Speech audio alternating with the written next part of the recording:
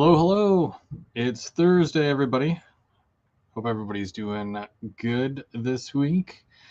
I'm Bavir Go Home, and this is Third Rail Thursday. Uh, Between Mark, Tim, and myself, we take turns every single month filling up your Thursday nights, usually around 8 o'clock or so.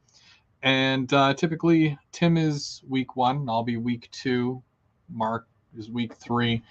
But I was supposed to go away last week, and I didn't.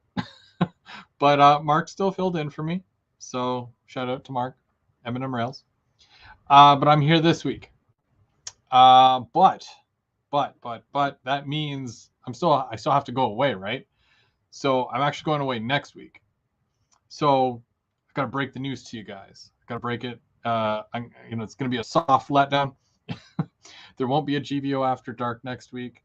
I'm super sorry. Normally, I'm usually pretty good at working out the month so that I don't go away on, things like that. But it's the summer, it's summer, so I've been doing less. So, but yeah, we'll be back next month with another GVO After Dark, and I promise I will not go away that week. However, I do believe, and if Tim is here in the chat, he can let us know. He can confirm that he will do a live next week just to kind of, keep the ball rolling, keep y'all entertained. Even though there won't be a GV After Dark, there'll be a Tim After Dark, or they make it like that. After Dark. I don't know. He'll do something.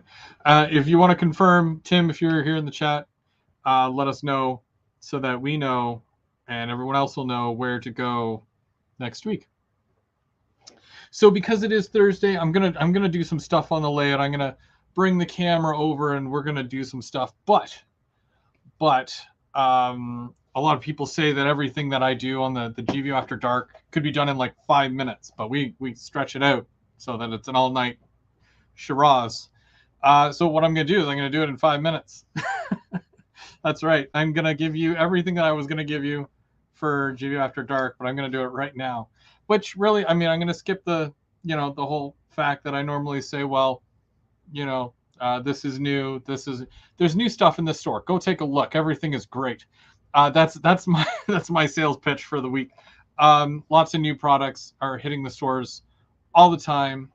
And you guys know the manufacturers. You guys use all this stuff. You know what you like, and don't let anybody tell you differently.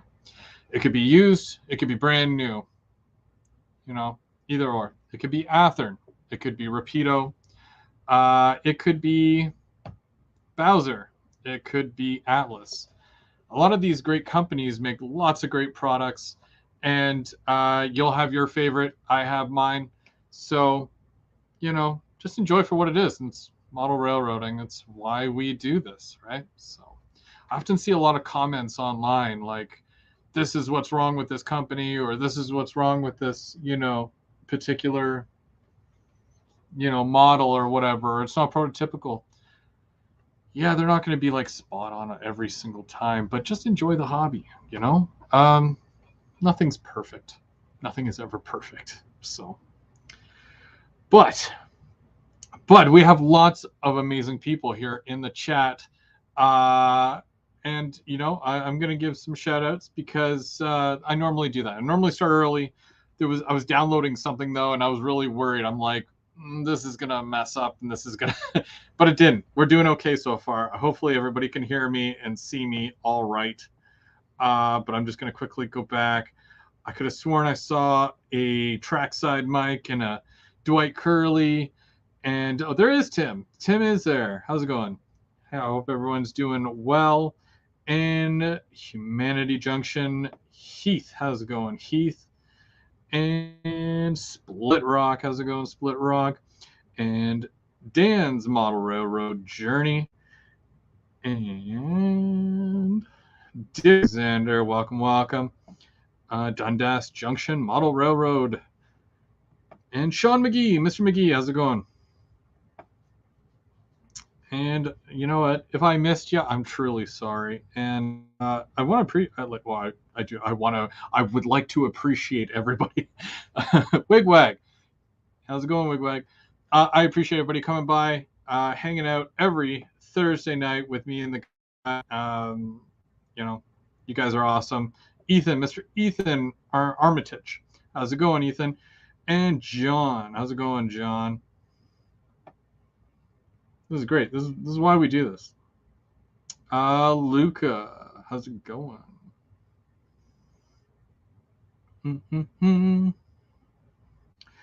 John Train, BFGR, how's it going? And okay. So, like I said, no GVO After Dark next week. It is what it is.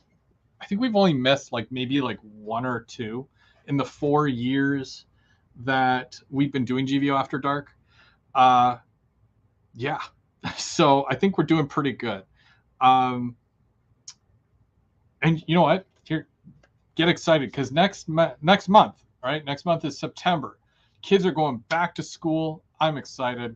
I love them, but they're, at this point, they've overstayed their welcome. So the kids are going back to school. That means more quiet around the house. Me and the cat can hang out and work on the trains. But it also means that the following month is October. What happens in October besides pumpkin everything? I don't know, maybe the Halloween show. We do a Halloween show every single year, and we dress up, and it's always a good time. Yeah. Yeah, the guys are really good about it, and we all dress up as something, and sometimes we give stuff away, sometimes we just eat candy. We're all big kids anyways, right? So look forward to that coming up in the next couple of months. And of course, Christmas is right around the corner. I can say that even though it's still warm outside. But yeah, something to look forward to. Here's something else to look forward to. Next month. Next month is pretty big. At least I think so. First off, there's 5 Thursdays next month. These only happen maybe a couple of times. So I wanted to make sure that next month was very special for you guys. So September 1st, Dave Co. Dave Co will be back, and we're going to more or less do some baby steps, if you will, because he's been off. He just had a baby Felix, back in February, and he's taken a hiatus, and this will be his first Third Rail Thursday since then. So we're going to start him off light, and I'm glad that he's going to participate next month. So if you guys don't already, and Mark, if you're there, oh, he posted the channel, Dave Co. We're going to be over on Dave Co's channel on September the 1st. That's the very first Thursday of the month. Guys, get excited because Dave has an awesome layout. It's not amazingly big, but he's done so well with the space that he's given, and just overall, just the presentation of the layout is top notch. So, and then the following week, which will be the 8th, will be over on Tim's channel. They make it like that, and Tim will be doing something. I'm not there yet. I don't know. I don't even know if he knows, but we'll find out. And then we'll be back here September the 15th, and I'll do a Third Rail Thursday, just like we're going to do tonight. And then on the 22nd, we'll be over on Mark's channel. That's M&M Rails. He's there in the chat. He's hiding there. You know him. I know him. We all know him. And of course, September 29th, we will be back for Keeping Track at 7 o'clock, and then GVO After Dark at 8 o'clock. Also next month. So much going on next month. So on September the 10th. You guys busy? Are you guys busy that day? Because I'll be out in Tillsonburg, Ontario. What train store is in Tillsonburg? Otter Valley. That's right. So every fall, and yeah, we can consider September the fall, but last year and this year is going to be one of those things that's kind of ongoing. So every year around this time, Lauren hosts a manufacturer gathering where he has a number of manufacturers come by and they set up their booths at the store, and they put out products that are coming out soon, maybe some new announcements, sneak peeks and whatnot. So yeah, he's going to have a number of manufacturers. We've got so far confirmed, we've got Rapido Trains, Aurora Miniatures, Mini Prince, Bernard. Can I see him in the chat there? Good evening, Bernard. How are you today? So Bernard's going to be there as well. We've got Sylvan Scale Models. They make the kits, the kits that you got to build and whatnot. These are Sylvan. And they also make vehicles and whatnot too. And we also have Intermountain. Intermountain is awesome. I'm glad that Intermountain's going to be there. Now, there's a couple of others, but they haven't been confirmed yet. But as soon as I find out more, I'm going to let you guys know. And now that's Saturday, September the 10th. It's probably an all-day thing, and they open at 9, and I think they close around 5, something like that. And I do believe that there's some sort of presentation that's going to happen later on in the day. Now, I've mentioned to you guys before that Otter Valley is starting their own private label, some products that they want to come out with specifically that you can only get from them, hence the private label stuff, right? Their first private label car, they do have samples of that now, and that's going to be out on display December the 10th at Otter Valley. So you're going to want to go and check that out. I've already seen some pictures of it, and I love it. It looks awesome. Just to kind of give you guys a hint, it's a NSC 6400 cubic foot big gondola. Now, something like that is normally used in waste management, and they're also for construction cleanup. On the sadder side of things, do you remember when 9/11 happened? Well, a lot of these cars actually went and, to dispose of the towers and whatnot, they had to fill up the gondolas. So they were actually used in that. But they're used right across the North America and South America as well. So if that's a car that you would be interested in, you'll definitely want to go and you'll want to check that out. And you might even see another car announced that day. I'm not saying anything. Yeah, you'll have to go and see, because can't give it all away, right? So that's just a couple of things to look forward to for September 10th. Yeah, so that was basically it. That would be the GVO After Dark in a nutshell. Go check out things, and I'll be there. I'm gonna go to the pop-up event. Yeah, so you guys should come. Okay, so how is everybody doing? Because tonight I do plan on doing some work, and I'm hoping some of the GVO guys, some of the train fam, they can pop up as well. And I'm just putting the link here. There we go. And basically, while I'm working, if you want to come up and talk about the hobby at all, if you want to tell me, give me some tips and whatnot here for what I'm about to do. Because, yeah, you'll notice, well, you can't see it right now, but if you did catch my video where I was giving an overview of the layout and whatnot, I got quite a bit done visually. Things look neat. So I'm going to be filling some stuff in with some cardboard strips, kind of forming the land and whatnot. And then I also have to do some ballast roadside for that long strip of road there. So I got a few things to do. So if anybody wants to join, then there you go as well. All right. So yeah, let's get started because I think that this is well overdue. So I'm going to kind of show you here. So you'll see that I got the fascia up. I guess that was like last week or so. And it starts right there and it goes right around to the other side over to where the paper mill is. I need to get the plaster stuff because I ran out. So you'll see some like screw holes and whatnot. And yeah, I have to fill in some areas, but that'll happen after. And yeah, I got a lot to do. Oh, also, while I have y'all here, because I see that there's 18 people in the chat, Wigwag Workshop. Wigwag, if you're here, we're trying to get him over 1,000. I think he was like 9 subscribers shy of 1,000.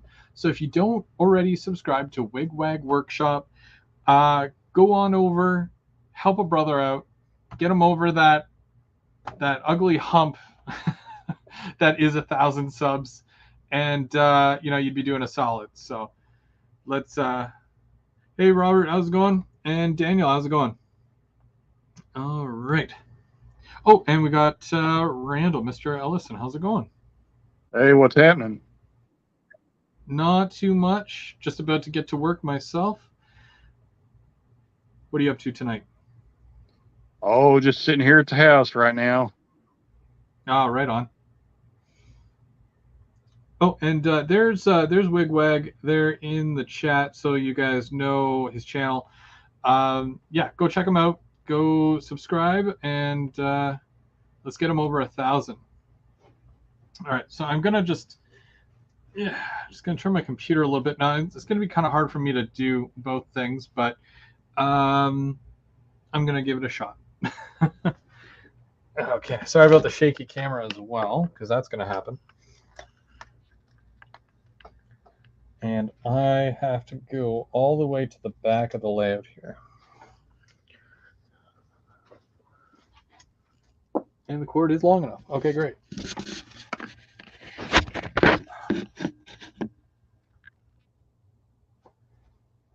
Hopefully I don't trip over that.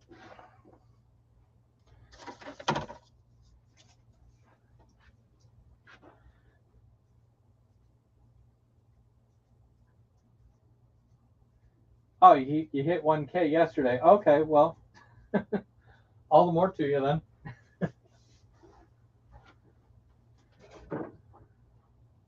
I haven't checked since yesterday, so it's been busy around the house.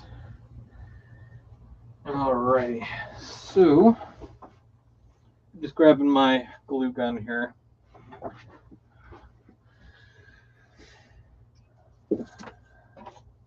So I basically cut strips of cardboard, and I'm going to be covering all this in here.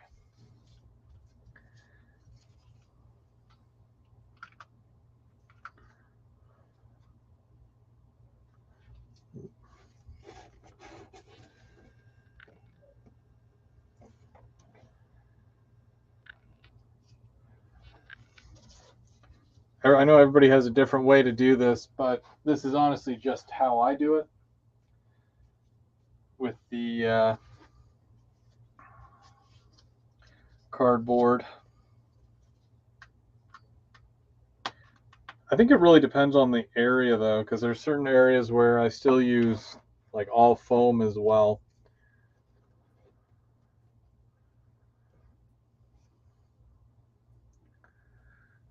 But this covers a bigger amount of area, so I don't mind doing this way.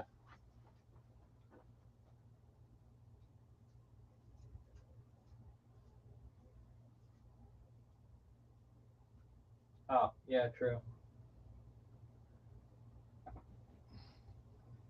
There we go. We can still hear you, right? Right, Randall? Oh, yeah. Yeah. Nice, nice. Okay. Just making sure you're still there. I'm still here.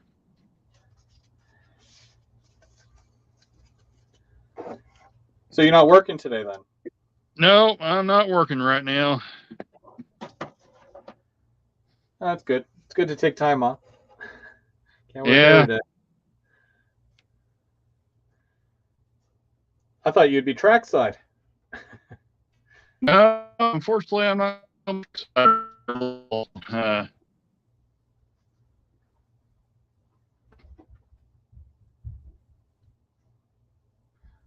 And it's off the rails. How's it going? So right now we're just doing some cardboard strips. I'm just filling in the land here because I just got the fascia up about a little bit less than a week ago.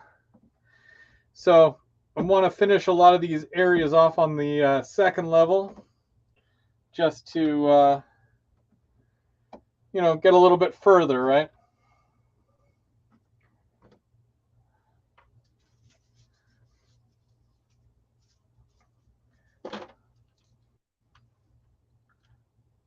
And all this is just cardboard strips that are cut out and hot glued right along here. This is not very expensive at all. I get my hot glue gun and hot glue sticks from the dollar store. And this is, I keep them in a little thing like this. Mind you, I go through quite a bit, but it's a couple of bucks and I can just fill that right back up.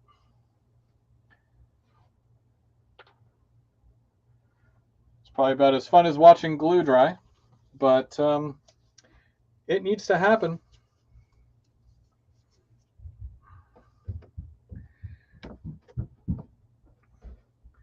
Really need to glue that ballast down too.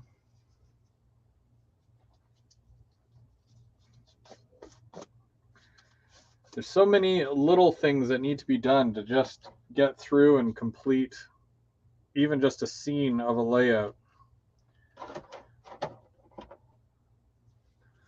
Most of this is still in planning phase, but if you have at least a rough idea of what you want to do, then it's definitely a direction that you can work towards.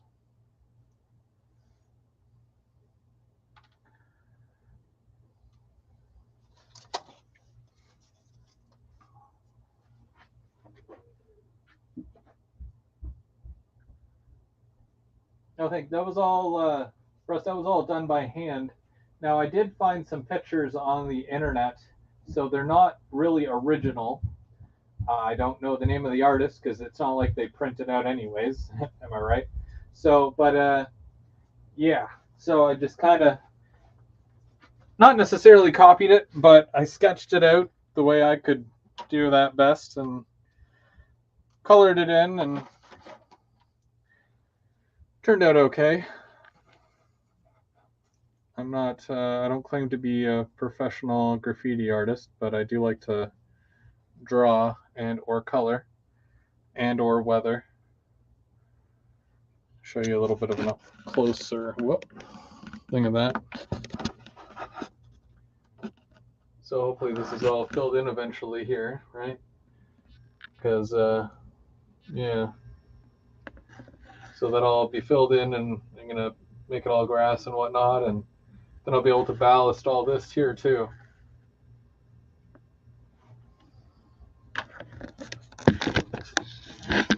Oops. There we go. Tilt that.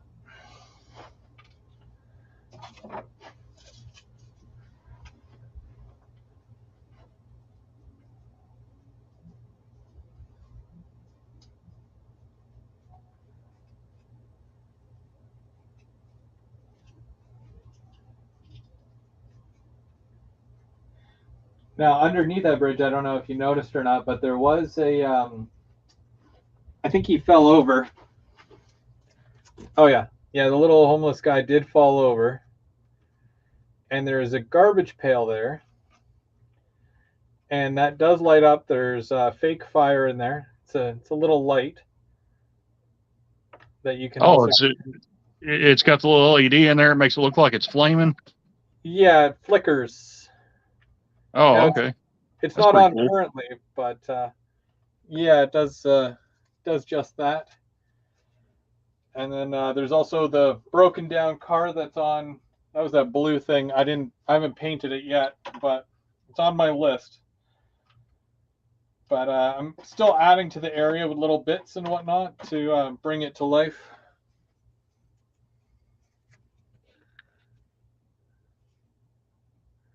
But all that stuff is available through miniprints.com or miniprints.ca.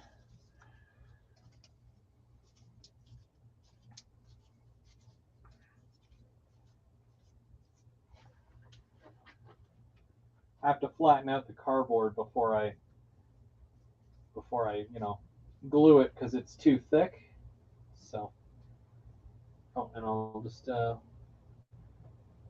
anybody else wants to jump on as well, just do that. There we go.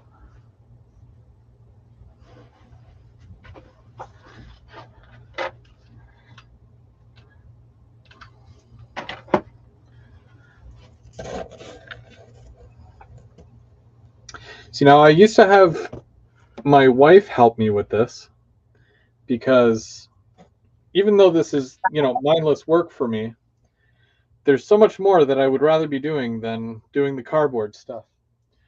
But my wife totally refuses to do this because she says that this is the worst part of the entire process is doing the cardboard strips. I don't know if it's the cardboard strip she doesn't like or the hot glue, but she refuses. So now I got to do all this. See, my niece, she loves messing with that hot glue. Yeah. It has its moments. Like I don't think it's too bad of a, it is what it is really, but of course, since she started school here this past week, she's not been doing much crafts lately. So, uh, uh, I guess that happens. yeah.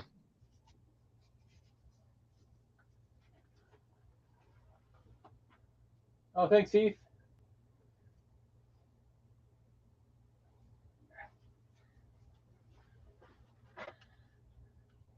Oh, I need another glue stick.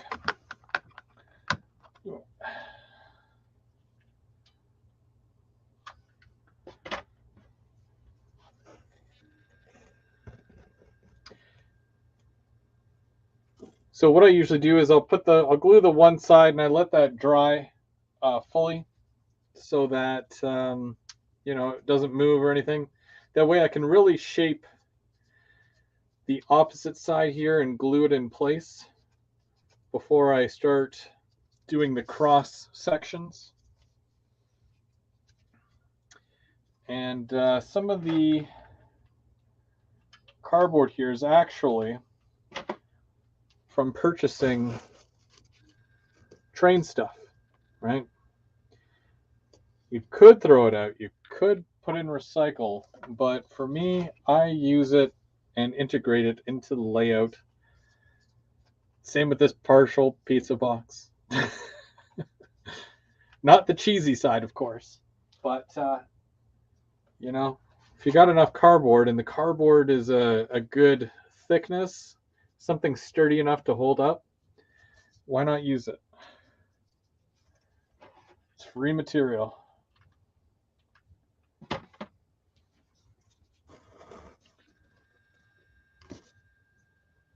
Just kind of have to watch some of those pizza grease stains from the meat and everything that they put on them. Yeah. I think with this here, because there's a couple little sweat marks on it, might just be something mild, like from the heat or something, but yeah.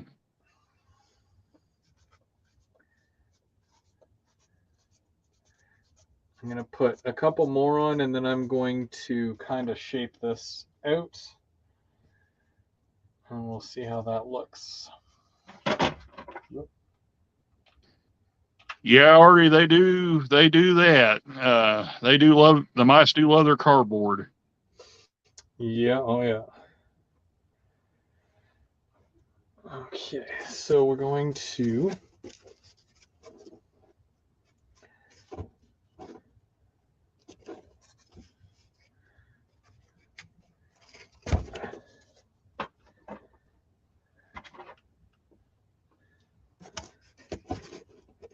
so it'll kind of go up like this.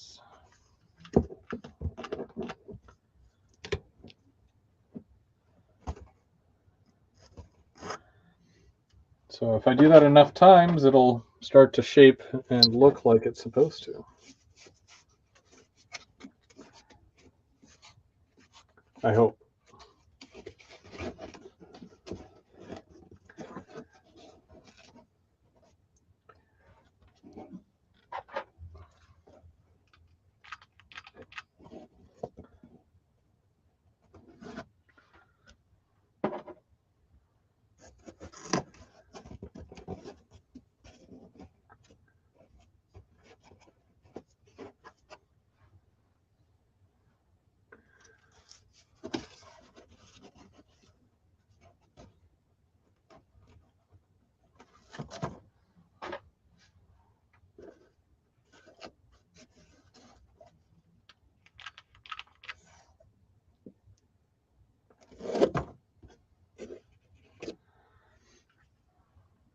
Now, when it does dry, it's actually very strong once it's weaved.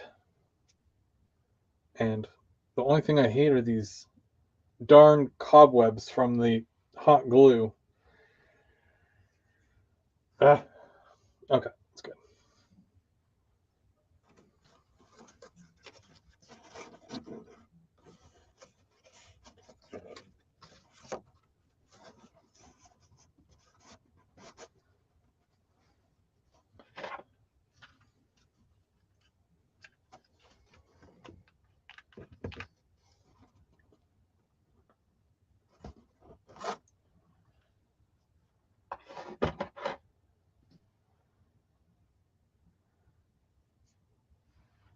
Hey, Chris, he's just popped up there with a question. He said, if building an HO scale tunnel, how high should the bottom of the tunnel be? I do not plan on, he said he does not plan on running intermodal or auto racks, but he's just curious. The actual measurement? Let me take a look. Say that again. I'm wondering if he wants the actual measurement or because I'm gonna bring this down here. Because if I'm right here, I got a tunnel right here. Now that tunnel portal there is from Chooch. I don't know if you guys. I don't know if Heath means like from the top of the right. Let's see. Let me reread that question. If a building, an HO scale tunnel, how high should the bottom of the tunnel be?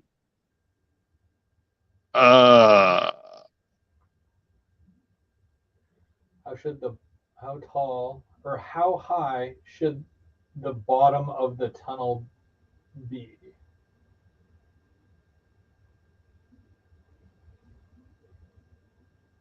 Oh, NMRA standard. I mean, yeah. I mean, like most products, when you buy it, when it's already made, most of them should go by the NMRA standards. But you know, I know I've seen people do this. They would stick like cut out like little squares of foam or something and stick under the tunnel to kind of raise them up a little bit where everything would clear. But yeah, I don't know really how to answer that one. Well, this here is 3.5 on the top of the rail. Hang on just a second. I gotta get back. Okay. And I can fit intermodal or not auto racks through here. I can fit an auto rack through here. So hopefully that answers your question. Other than that, then I'm not too sure. But and I don't know what the NMRA standard is off the top of my head. John Benicki, 0.52 inches. Well, he just popped up again and said 2.54 inches. 2.54. Oh, okay. So if mine's 3.5, then there's definitely more than enough clearance there.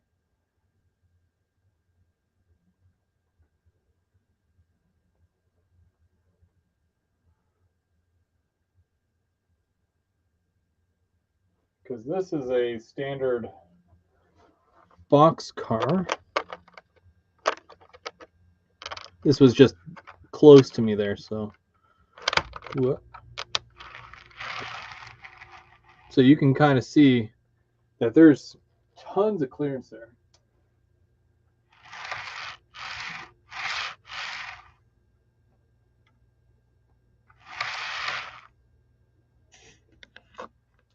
But as per the actual NMRA and all that, or Yeah, I'm kind of reading the chat, and it like John's saying that's for the European trains is a 2.54 inches.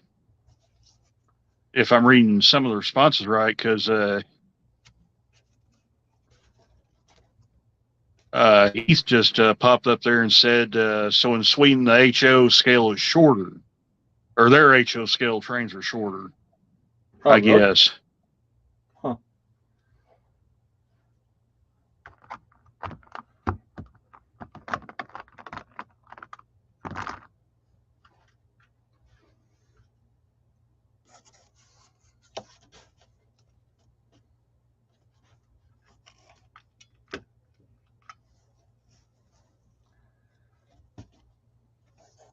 And Artie says that 3.5 inches will get you out of trouble.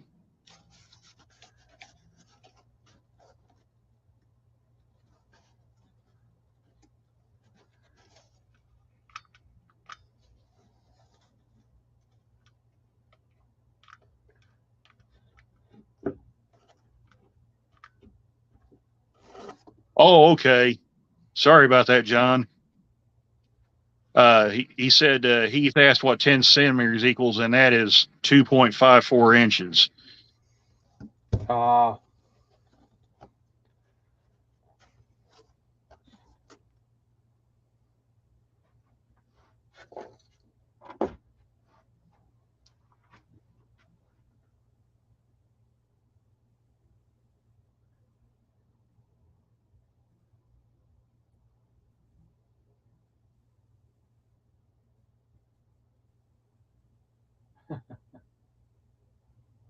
Yeah, especially with whatchamacallit,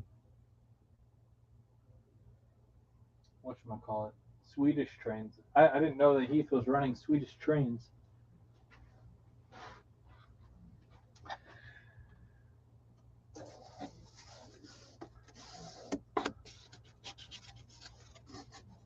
Roy Eltham just popped in. Hello, Roy. Hey, Roy.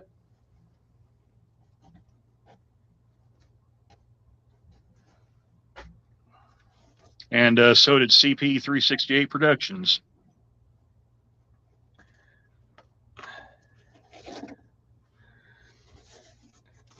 It's a busy night for the YouTube watchers. Lots going on. Mini Prince just said Heath runs everything.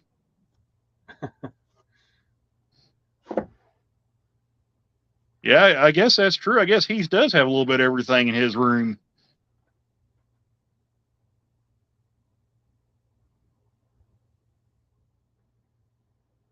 Or not. That may be the one thing he's missing. Which one would he be missing? Z scale. Z scale. Yeah, Heath may actually have it. I just forgot, but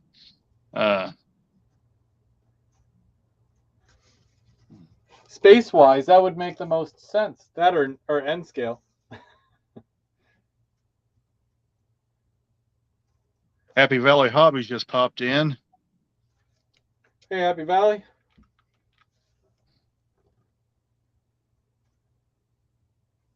Okay. He say he does have Z scale, so yeah. So he's pretty much got it all now. Even garden? That may be something you may have to ask Heath. I don't know. He may have a garden scale. I guess that would be G scale, wouldn't it? Yeah. Technically, yeah. Yeah. Okay. So yeah, he actually does have it then, because that.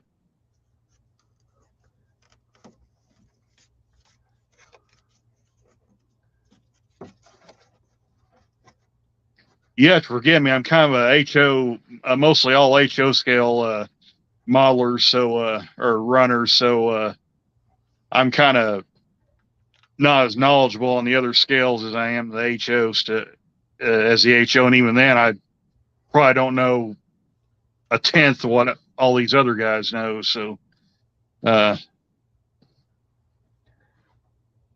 it's the same thing with like road names and whatnot, right? Like unless you model it, it's hard to keep up. yeah.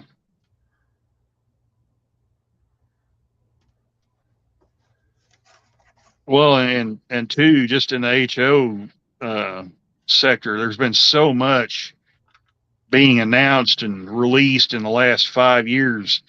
Shoot, just got to issue Mall Railroad News, and it was just full of new releases and announcements. It was just crazy. Which is good because the hobby has really been lacking. Yeah, that shows the hobby's strong. So yeah. Oh yeah. Mm.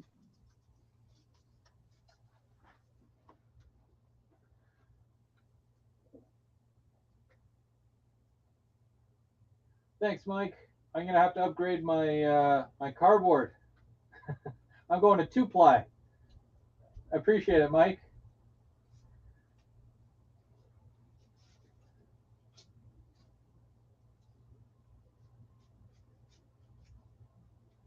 Now, again, I am just working on the layout here, but if anybody wants to jump in and chat with Randall and myself. Hey, Chris already just said something I think we can all agree with. He said the hobby is strong, but not my wallet. Yeah, that's pretty much all of us, Artie. Yeah, that's true. Yeah, no, absolutely. Mm. I think mine's on its last wind, more or less. Sean McGee said something kind of interesting. He said, true, but us N-scalers seem to be getting left in the dust again.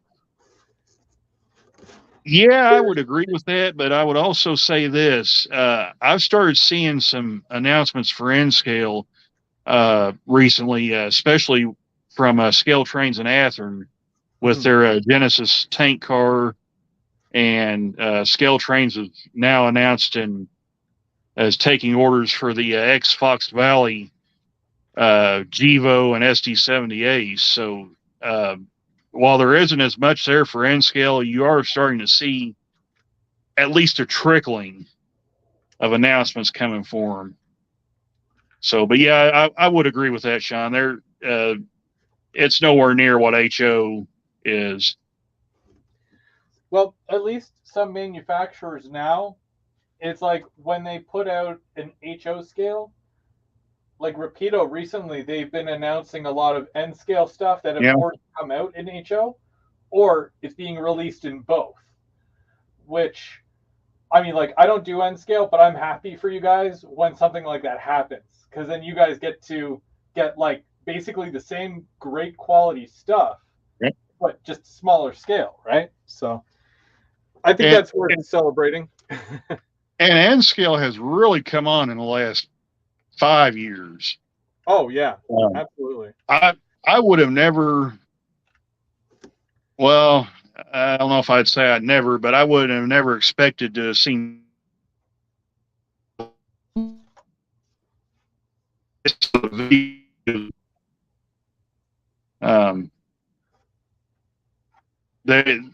there's videos of some N scale stuff, like from Scale Trains and I think a couple other manufacturers, where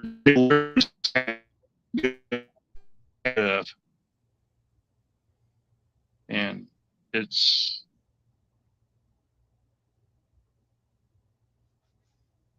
no, it's true, and it's like they say that a lot of manufacturers and whatnot, like they will only put out things that they know will sell, and they say that okay, Hmm. well, HO scale being the primary, or what could very well be the primary scale that will sell the most. Well, when they do put out an item, let's say even if it's just rolling stock, buy it up if you can. Buy it up in N scale. Show them that you guys are interested and Yep. that you guys want more, because that's the only way that they're going to make more, right?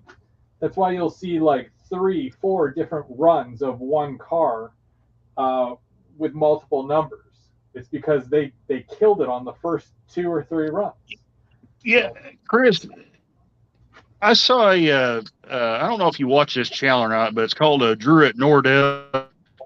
Um, whose channel is now. It's Nordell Railroad. yeah, I'd have to look up Drew. that name again. Yeah. And Yeah, he did that in Shane Wilson from Scale Trains. And he yep, said that one thing he said the company literally, he said the one thing the company lost their shirt on was the N scale carbon black hopper car. And that just floored me when he said yeah. that, because to my knowledge, nobody made that car in either N scale or HO scale. And uh, I have 2 of the HO scale cars, the rivet Oh, really? counters. Yeah.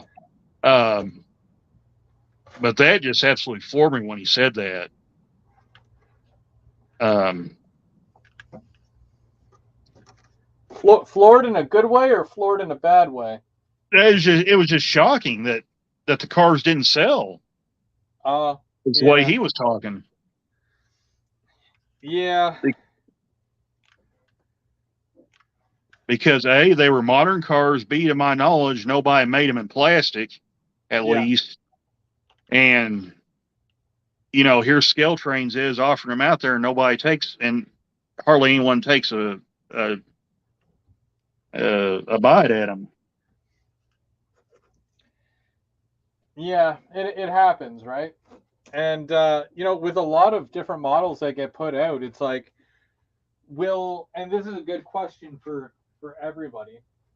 If if you know that another rolling piece of rolling stock or a locomotive is coming out, do you hold off on what you want now so that you can get that even better thing later, even if it's like 3 months, 4 months from now? Yeah. Because I mean, like, even for me, right? Like, I wanted to get another 6 pack of gondolas, but at the same time, I have locomotives coming out and Yep. passenger cars coming out. So, you know, I put those aside because you can't get everything. I mean, I can't get everything, Yeah. but It's the same with me too, Chris. I would have liked to have gotten another set of those backpacker well car Scale Trains made in the BN colors, mhm. but I knew I had these 2 SD38-2s coming in. I knew I had a Rapido U25B coming in at some point. Oh, those So are I nice. got to think, yeah, and they're all in Frisco colors.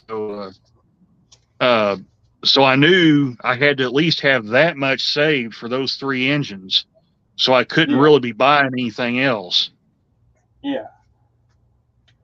Well, I'm thinking about all the things that I'm expecting to be hitting stores next year, things that have already been announced this year. And it makes me not want to buy certain things right now. Although if I did have that option, it's a good time to revisit those things that I might have missed out on earlier on that are still available, but I didn't get to around to buying them when they first came out. Yeah, the thing was, I was kind of cringing when I was ordering these 3 engines. Uh, I knew if I didn't order it, I would never like this again, and not hardly get Frisco, especially second generation Frisco power in a HO scale. That's not Yeah, brass. yeah, Um, so I basically just said, you know what, screw it. I just took a chance on them, and Right now, things are looking pretty good. So, Yeah, you have to be happy with what you're getting, right? Otherwise, right. it's not cheap, right? It's not like a $20 thing, No, and then you know.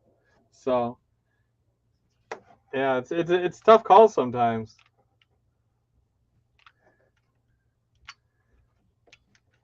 oh, Sean, I And saw those. I saw those turbo liners in Malrero News. Those things they look like they're going 200 miles an hour sitting still.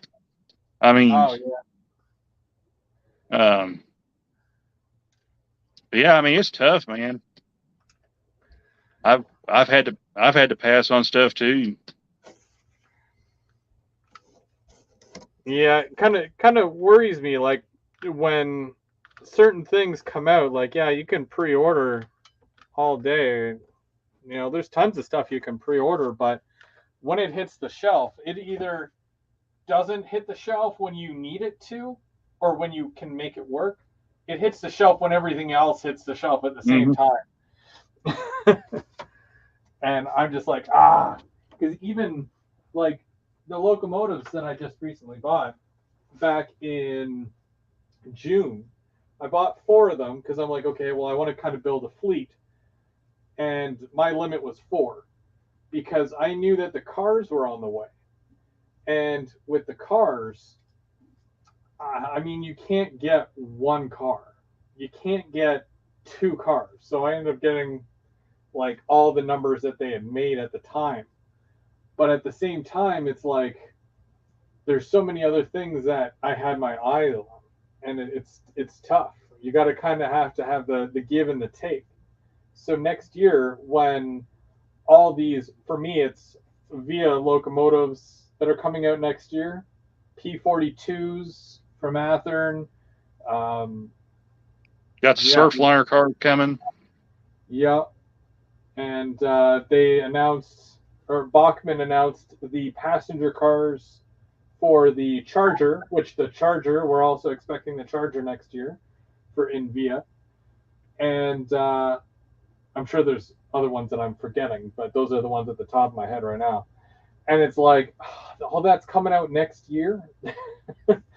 Oh man, you're hoping, okay, if it's split, like first half of the year or first, quarter or second quarter versus third and fourth quarter, that's doable. But when it shows up only months, in between, it makes it that much more difficult to recover, and you find that you're buying less. So it's tough. I think I still need to get an FP9 locomotive A and B unit. When they came out like 3-4 years ago, you can still find them in shops, but because there's been so many other things that have come out after those, it's like, ooh, I want that one, or I'd rather have that one, and then all these other ones get backburnered. It happens. It truly happens, but sometimes you have to pick and choose, right? Yeah, so all at once is ouch, and that's kind of a discussion I was thinking about is, are we getting touched too quick as far as new products? Hmm. With all the prices, with all the price hikes and everything. Yeah. Um, I hope that the prices drop again after all this is said and done. A lot of these manufacturers, they come out and said, well, we do have to temporarily, and they use the word temporarily, make these, 15% increase or so on and so forth. Okay, but I hope it's just temporary because that's shooting it back up another $20 to $40 in some cases. And it's like, it's already expensive, you know. I don't mind paying a little bit more for a decent model, but if that's the way it's going to stay, it's like people are going to buy less. Yeah. So it's hard to it's hard to gauge, but hopefully, hopefully it doesn't stay like that forever. Yeah, me too. Because eventually it will come to a point where they're going to lose everybody's going to lose all their customers. It won't be just one company; it'll be everybody across the Yeah. board, and Yeah. that would be an absolute disaster. Oh yeah. Mm.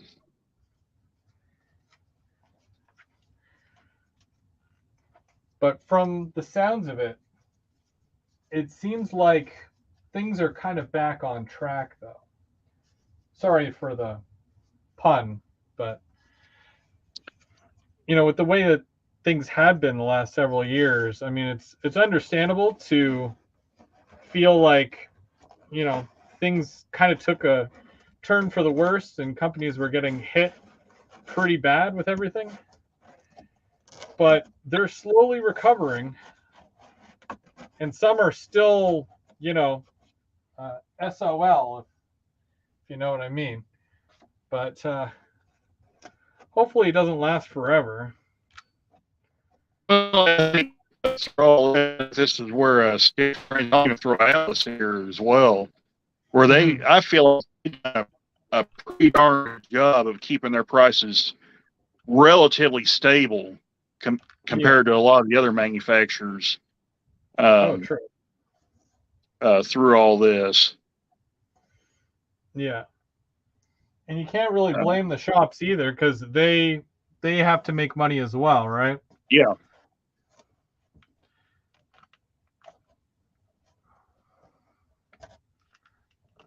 But it's also another thing too. The more details people want on these engines, that's going to come at a price too.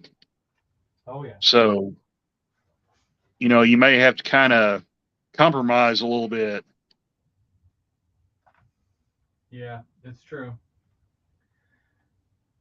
I mean, there's a lot of really neat features that a lot of them have, and things that you're starting to see more and more, like rotating wheel caps and whatnot, and beacons, and all these extra sound features and whatnot.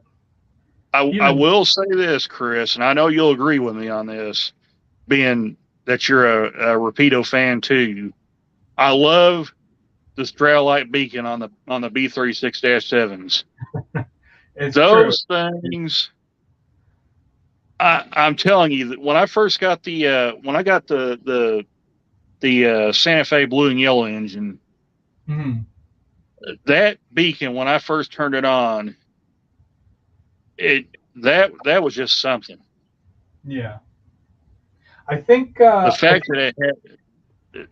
that it has 4 LEDs inside that tiny little piece, and they can do it in sequential like the real thing. Yeah. I've just never seen anything like it. I think M&M Rails Mark had issues with his B36. I might be wrong, but I can't really remember what the issue was. But again, they're not all perfect. But yeah, I wonder what was wrong with his, or if he had sorted it out. Can't remember.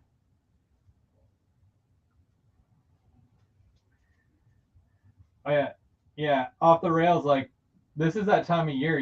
Everything. All the back to school stuff. My wife and I are already doing all that stuff. Most of it's done. So hopefully going into September, with it being done, at least a month in advance, it doesn't hurt as much. But yeah, it's another expense.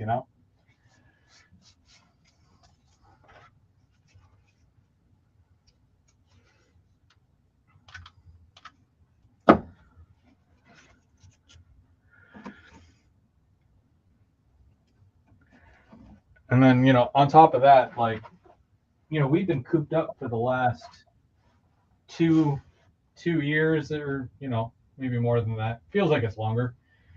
And because things are opening up here a lot more and whatnot, we want to get out and do more. So it was just a couple of weeks ago, we had traded in our car, because the car, it's just a 4-door sedan. We upgraded to an SUV again. We went back to the SUV. because we want to get out more. We want to travel as a family and do more. But of course, with that comes, more gas and, higher maintenance costs and whatnot. And, there's a fine line there where it's, give and take, right? You want to do more, but Right, right. cost more. So it happens.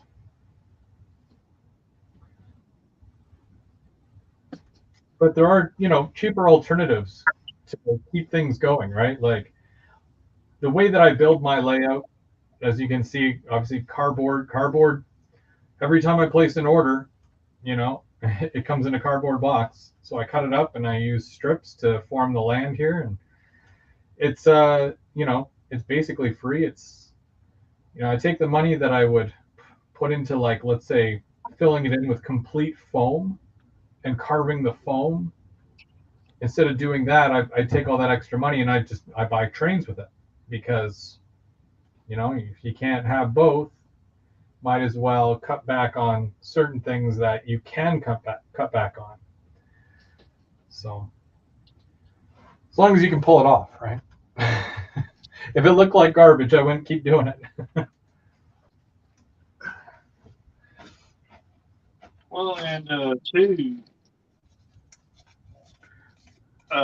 yeah, I pre-ordered a Rapido C30-7 in Burlington Northern colors for next year, Yeah. and that normally I wouldn't pre-order that, but because it's so hard, it's like Frisco. It's so hard to get a Burlington Northern locomotive anymore that you almost have to pre-order them. Yep. Because A, they sell out in no time, and B, when you try to look them up on eBay, they want like free prices for them. Mm-hmm. So, you're almost left with no choice but to pre-order that stuff. Even for myself, I model mostly these guys here, or at least I did. It's Ontario Northland. It's a short line railroad. That's it's very specific to Ontario, obviously, and manufacturers don't really make them because it's a short line, Canadian short line. You'll see some, rolling stock and whatnot. The odd locomotive, and I do mean odd locomotive, but it's just not there, like the NS or the CP or UP, right? You just don't see them, and no one's making them. So I sold off a bunch of my O&R stuff because the dreams of having a whole fleet of just that, it's not doable for me. So I got to kind of switch gears and work towards something else now, because the manufacturers just aren't doing it.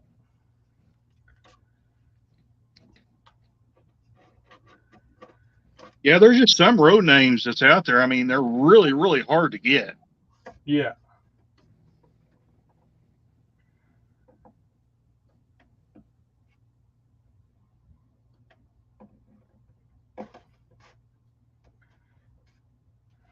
Well, that's for sure. And, like you said, roads like Santa Fe, NS, those things are pretty much out there a dime a dozen. Well, I paraphrase when I say that, but they're constantly out there. Yeah.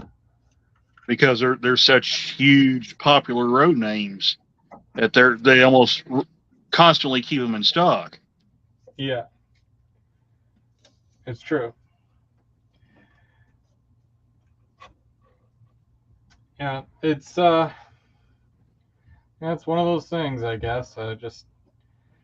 It's discouraging in one hand, but at the same time, well, it's like, okay, well, I don't have to worry about another UP locomotive being announced next week. You know what I mean? Yeah. Where, it feels like almost once a month there's a UP locomotive that's announced. Unless it's it's one of those things where like you know how like you look around and you're like, I'm thinking about getting this car, and it looks like nobody has this particular model. And then when you go out and you buy it, all of a sudden it seems like everybody has the same car as you. And it could be that just Mm-hmm. that situation where I don't look for it until I need it. And then when I need it, that's when I notice that they're just, it's Yep. everywhere. So who knows? But it's the way it seems sometimes.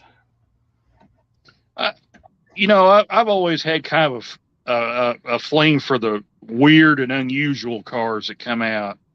Mm-hmm. Um, you know, like uh, last year, Tangent come out with this 86-foot box car, this high cube box car that was in the Burlington road name, CB&Q road name, but it was in green, Yeah. and it's stuff like that you just don't see. Yeah. Yeah, it's true. And oh, we have somebody joining us. Let's go back to the screen here. Hey, Edward, how's it going? I'm doing fairly well. How's you Hey, hearing happy? everything? Yep. What are you working on? Adding rock to this diorama that I'm making for this trestle. Nice.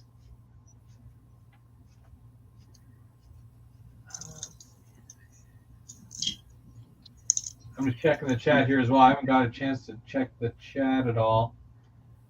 Everyone's chatting away here. Some good conversation.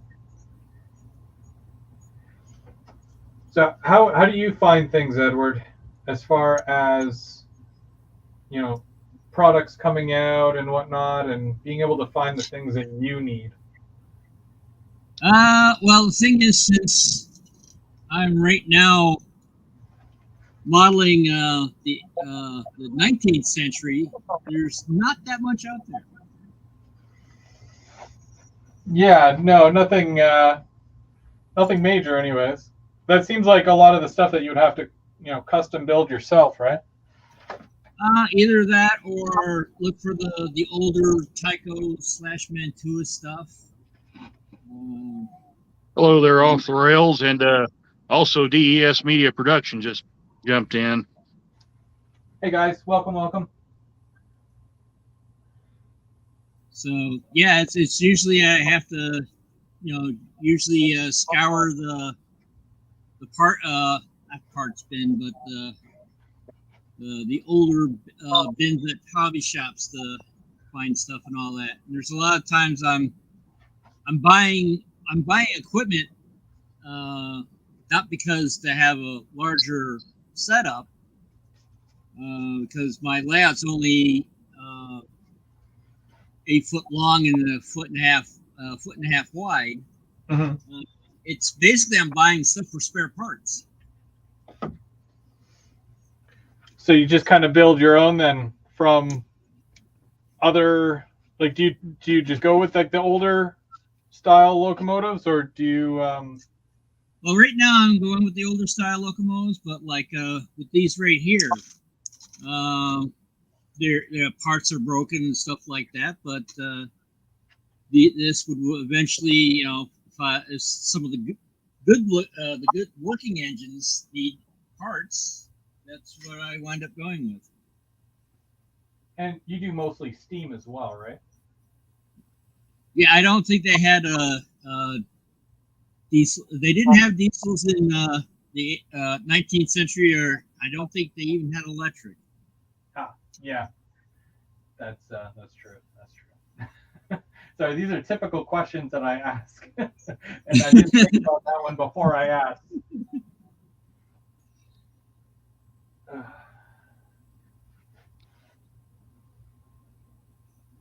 Well, I think from my understanding, the first electric locomotive,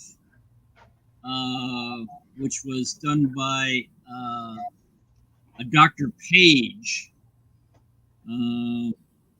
That was actually, I forgot what year it was, but it was in the 1800s. It was before the Civil War, and it was battery operated. So do you do a lot of research and whatnot before building the locomotive that you're looking for? A little bit. Not really much right now. Right now, I'm concentrating on getting my skills up to the point where it doesn't look like it's done by a novice. But I just recently purchased a micromark lathe because some of the things I want to do requires something that it's well, let's say you can't 3D print.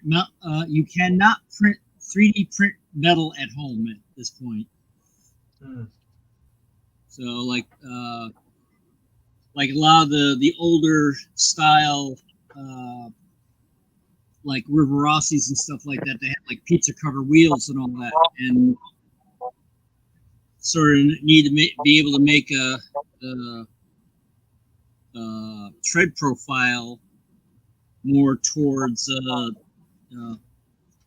how it is more modernly. Yeah, it makes sense. So will you take a locomotive that you've already worked on, and then when you learn a new skill and whatnot, or if you perfect something, do you go back and correct it or make it better, or do you just start from scratch again? Well, I haven't got to that part yet, but I'll probably wind up revisiting it.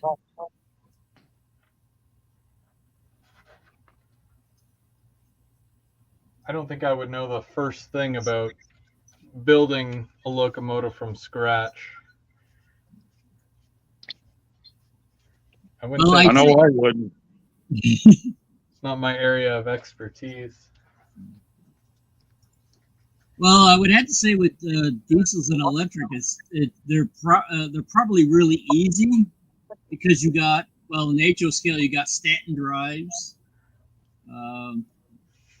Also, in O scale you got magic carpets, which are basically, magic carpets are basically traction motors, basically. So Yeah.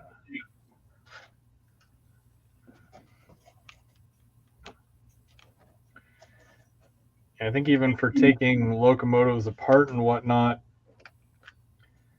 I don't know. I feel like I'm all thumbs when it comes to something like that. I even have a heck of a time getting, whatchamacallit, grab irons on rail cars, let alone opening up a locomotive and working on it. Well, I would have to say it's like everything. It takes practice. I mean, I up before the pandemic, I haven't really done scenery and all that. I mean, this trestle right here is actually my first wood kit. Yeah, it looks really good too. Well, thank you. Basically, it was on New Tracks. They were doing a how to put one together and all that. So I basically followed along with the instructions. Oh, and we've got one more joining us.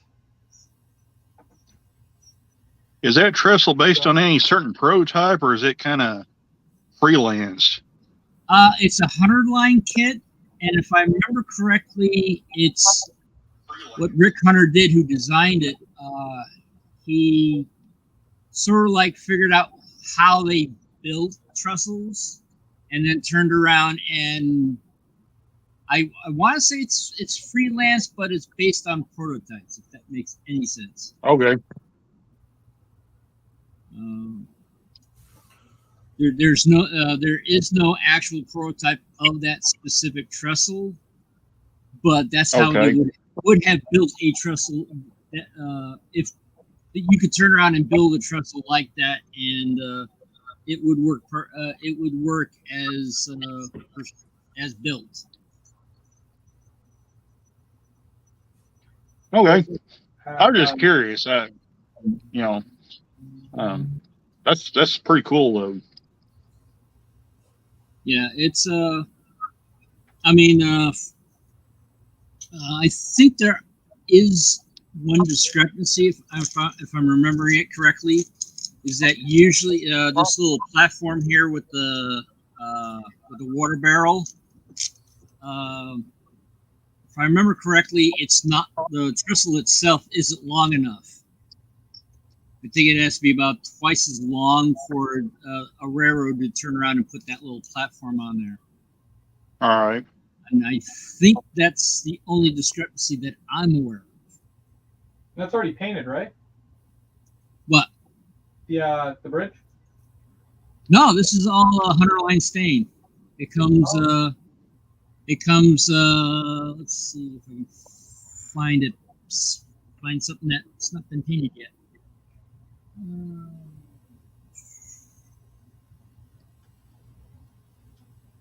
We also have Trackside Mike here with us as well. Hey, Mike, if you're there. Yeah, can you guys hear me all right? Yep. Are you working on something tonight? Just up editing some videos and been doing unboxing of some mini prints. Nice. Yeah, this is not necessarily the wood from the kit, but it comes your normal basswood color, and then you add your different stains.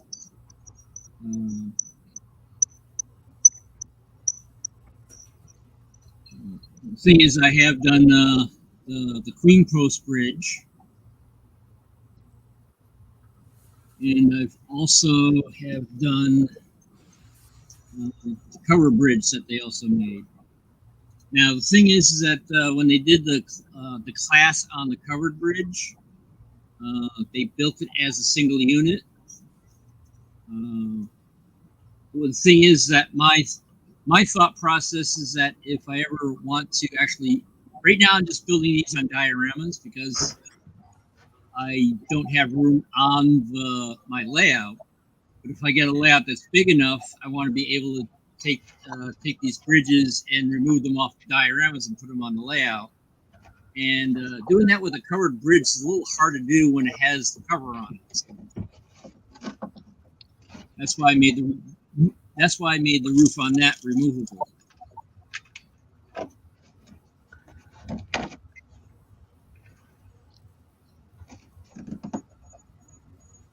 And since I live in Vermont, I'm within a mile of a covered bridge.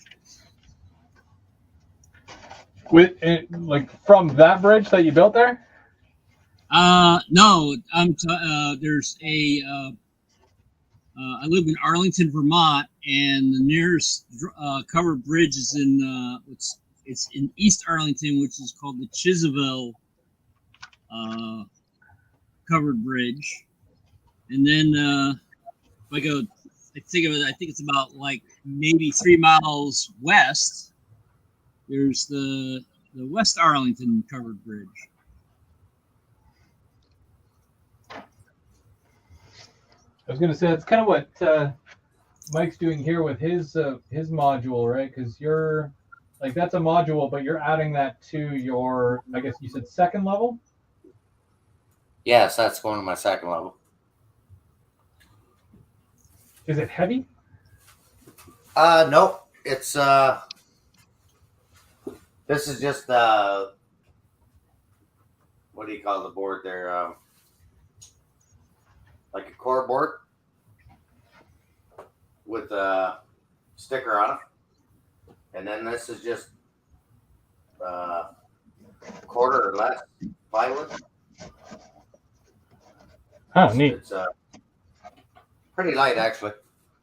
And it's 4-foot section. So it's 8 feet overall.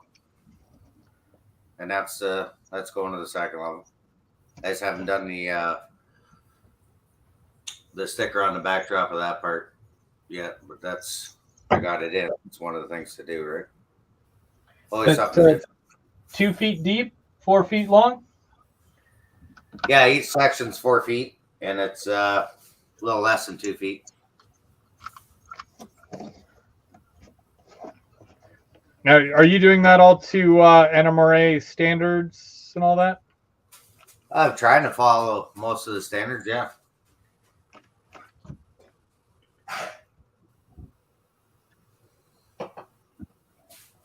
I can turn on the lights there too. Plug and play lights. I got 2 tortoise switch machines. And you prefer tortoise? That's what I have. I haven't tried Walthers or anything yet, but M&M Rails did a preview on them. Looked pretty nice to use, anyways. Have you ever used a what do they call it? A snail? No, When you come out here, I've got a snail for you. really. Yeah, you can do whatever you want with it. But yeah, it was given to me, and I don't know. Like, I understand the tortoise, but the snail is a little bit different. Just remind me when you're here. But Okay. yeah, And if you can incorporate that, but. Oh, and Off the Rail says, Mike, I love that module, man. So cool. Inspiration right there. thank you, sir. I'm just looking for a mini print bear I had. Hey, you said you were working on some mini prints. What prints do you have this evening? So I just got in the marginally agitated mailboy, Bruce. Oh, nice. Yeah, from AML. And over by the engine shed, camera's kind of gone a little twisted. But I got Lionel Strain standing there with a AML sticker that I got from Mike Buddy from What's Neat This Week. He mailed that to me. And That's cool. some switch crew guys with belt packs, painted them all up. Put the ice box in, like an ice box machine, ice chest, and I got that from Otter Valley Railroad. And I think that was trying to remember the name of the not micro.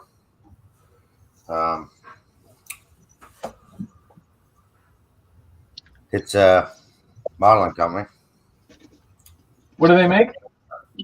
The ice chest. I think I got some here behind the laptop. The ice chest. Yeah, they come in packs. Take it out of plastic. Keeping all your ice in.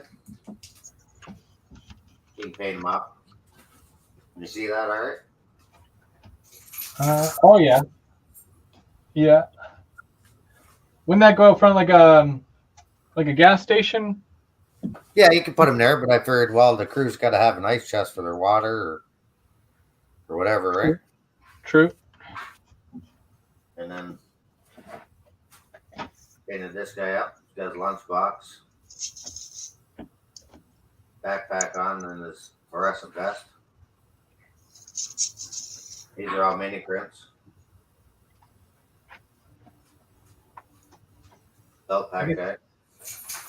I think Bernard's going to be sending out the I guess it would be the August one soon, because he normally sends them out on the 15th, right? Yeah. I'm always excited to see what he's adding and what he's doing. Now, I'm not sure if the camera's going to focus on this or not. Can you see the bear? Give me 1 second. Wherever DC 302 just popped in to say hi. Hey, Doug. Oh, and Derail Daryl. Hey, Daryl, how's it going? Doug and Daryl. Oh, sorry, Daryl. Didn't see you. Hello there. Well, guys, how's Oh, the yeah. trip? So the bear, like with these, I use this style of glasses when I paint the mini prints. Got the magnifying glasses. Nice.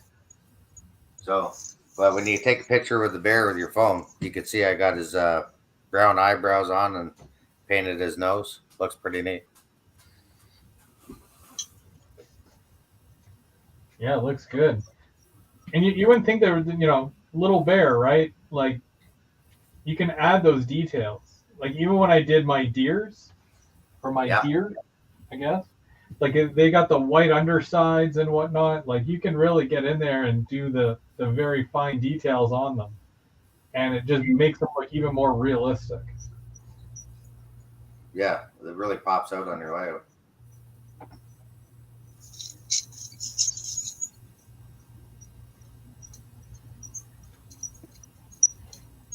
John digs those glasses that you had there. You want to tell him about them or where you can get them? Yeah, I got them off of Amazon.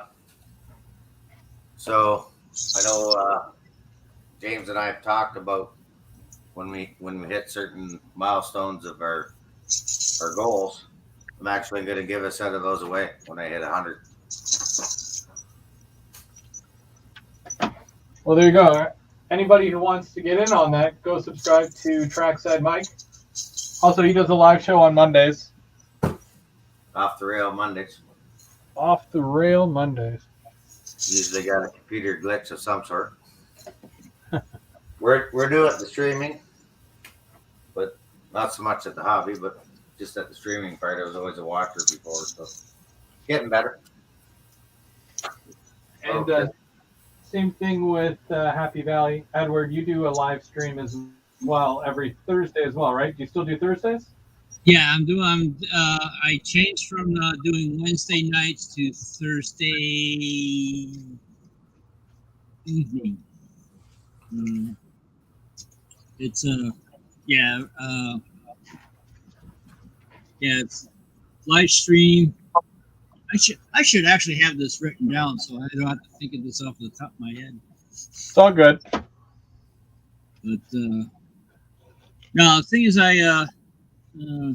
you sort of blame Heath on me starting a live stream because of kept on poking at me, and I eventually gave in and started a live stream back in January. And then because I was unemployed, it was something for me to do. And then about a couple of weeks later, I did something silly and got employed. So I haven't been concentrating on growing the channel because of that. Life happens and whatnot, right? Yeah. Well, I went from doing pretty much nothing in the day, nothing during the day, to a 10-hour shift. Took a while for my body to sort of get used to its new equilibrium. Yeah, 10 hours seems like a lot. Yeah. Well, the good thing about it, it's a 4-day work week. So. Oh, there you go. There has to be some sort of benefit, right? Yeah. And that's another reason why I went sort of changed over to Fridays, because then I don't have to after working a 10-hour shift, don't have to turn around and try to recover to do something live streaming. Yeah, it's fun. You can just, work away. I mean, I'm literally just working away here. I'm just mindless chatter, as they say, and to us, we're having simple conversation about things that we love, the hobby and whatnot. And, yeah, the people that are watching could be very well just doing the same thing. They might have us as background noise, or they could be listening attentively for some sort of wicked announcements, which might not ever come. I don't really have any other announcements for you guys, but but we're all chatting, talking hobby, and it's the best thing to do, right? So Yeah. Well, it can keep you out of trouble or in trouble, depending on how it's defined. well, it keeps me out of my wife's hair for a good couple hours a night. So I'm sure some people don't mind. Yeah. I remember years ago, a friend of mine, he got married, and his wife one time turned around and says, "You're buying more trains and all that." And he said something that turned around, and I guess he won the argument, saying, "Well, I could be at a bar." And then he's like, "Hey, damn it." It's true. It's true. Yeah, I think that's one of the things that my wife has often said. It's like, well, I know where you are. You're down in the train room. You're not, not running the streets and causing trouble, just causing trouble in other ways, right? So Yeah. Probably paying trouble with the bank account. sometimes, only sometimes, it has to be worth it. Hmm.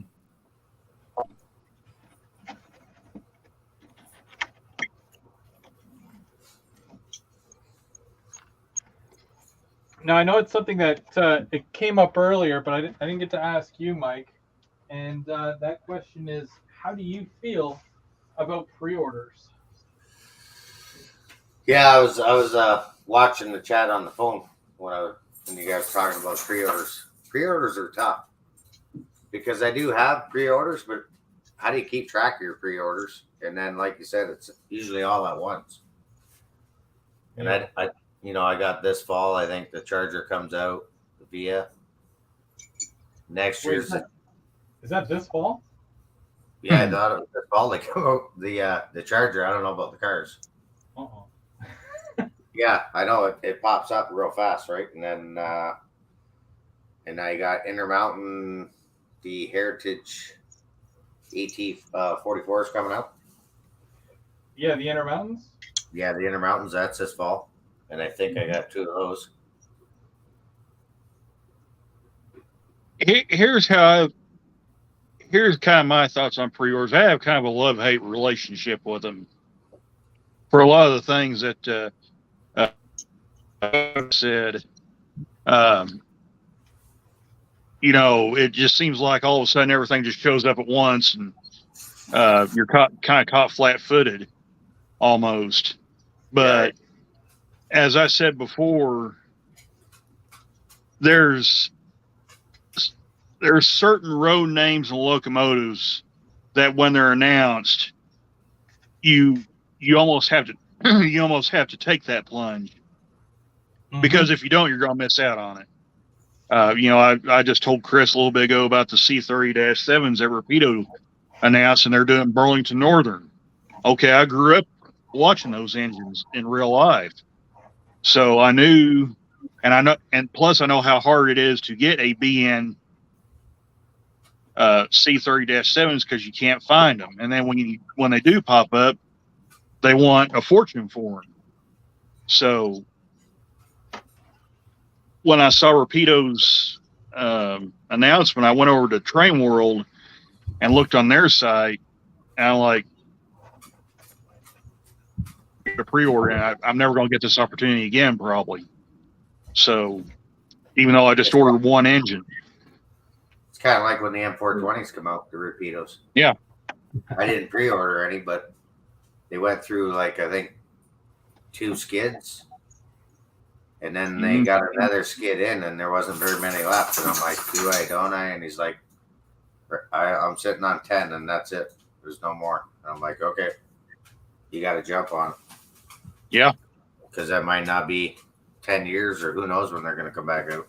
Yeah. That's it. But I think that's a major issue. And yes, even though I love Rapido, and Rapido is like, my bread and butter right there, but they only do so many. So unless you jump on it, you're probably missing out. Like, they don't last very long because they don't make that many in the first place. No. Some of even the tank cars that they did in HO, the only one that was left that lasted as long as it did, which was not the popular one out of all of them, not modern at all, but still maybe lasted a couple of months long, and that was it. Then they're all gone. Now you can't find any. And Chris, I'm kind of going back and forth between watching you guys work and the chat, but Split Rock just said something pretty accurate right there, because here recently a lot of these companies are actually giving you enough time between when you pre-order and when the actual product is being brought out. Like that engine I just mentioned, it's not going to be out till June 23. June of 2023. So that gave me almost a full year to save up for that engine. Yeah. So it is usually a year from when it's announced to when it arrives. Yeah. And even when Scale Trains announced their SD38-2s in the Frisco scheme, I still had, when I ordered them, it was last. I can't remember when they announced them. I'd have to go back and look, but I think it was like last November or December, and they're supposed to be out like in September, assuming everything goes as planned, or October. I mean, sorry. But yeah, they are at least giving you enough time to come up with the funds to get this stuff. I think part of the problem, though, is as well, they don't announce every single thing. Sometimes it just shows up. I've seen that happen with a number of locomotives, special runs, where they just show up and they're like, surprise run. And you're like, oh. Yeah. Get them all Friday.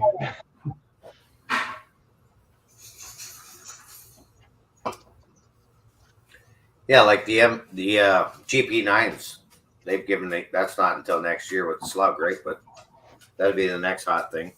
We'll be able to keep those on the shelf. Yeah. Well, and another set of engines I'll kind of throw out there was the BNSF 25th anniversary ES44s. When I ordered them, they were slated to come out, I think it was last winter, and they kept pushing them back.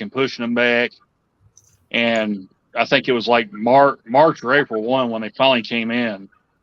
So, which that was good for me because it gave me more time to, again, save up to get them. So I don't necessarily, go ahead. Oh, I was agreeing with you, Randall. Like, oh, okay. You got enough time to save up for them, but some of them just come in. Right? Yeah, I know a lot of people kind of frown when they when a company shows up and they say, "Well, we're going to have to delay it X amount of days or weeks or months." But I'm like, you know what? So be it. It gives me more time to save up. Yep. As long as they make them good, that's all I care about. Sean's asking me if I make my own trees. So the ones you see there are on toothpick, but the other ones, I'll switch my camera.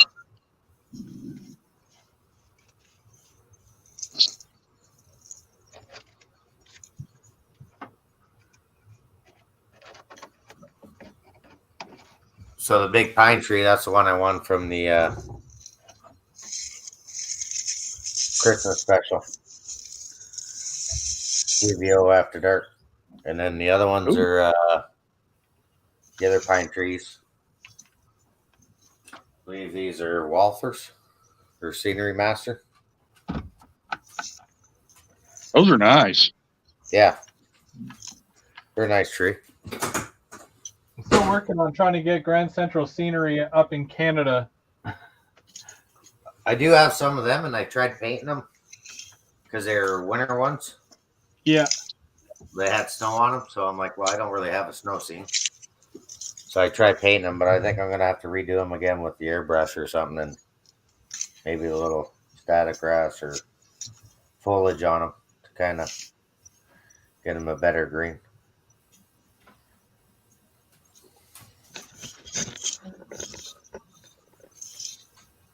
And CP36. Oh, go ahead. No, go ahead. I was just going to say CP368 said he's CN locomotive derailed again. I was just fixing to say, yeah, I've learned over the years I can't go off and leave my trains running because usually bad stuff happens. And some of my freight cars and locomotives have battle scars of my of me leaving for certain reasons. So I am thinking about breaking out into making trees out with wire. Wire tree. Yeah. Kind of like Boomer does. Yeah. Boomer guy around. Well, it works well for him. Yeah. Takes a lot of time and work. So that's all right. Winter's coming. Would you say you're trying to branch out? Yeah, trying to branch out. Yeah. And what's CN derailed? Is that the one that he ended up winning? He's running that on his layout, or is this actual real train that derailed there, Daryl or Randall? okay.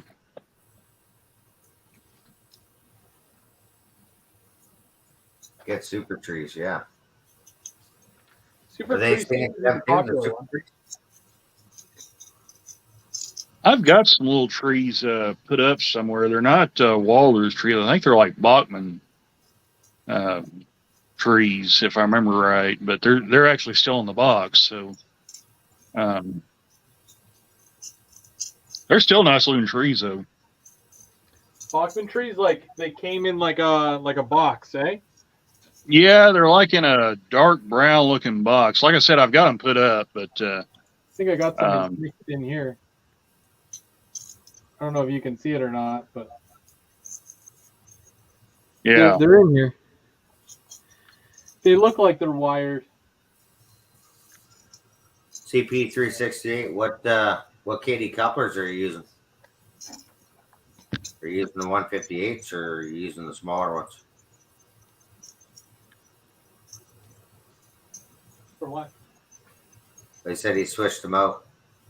He switched out his couplers to KD couplers, and ever since that, it derails for a switch in reverse. that sounds like the trip pins are hitting the rails. I was just gonna say, is it too low?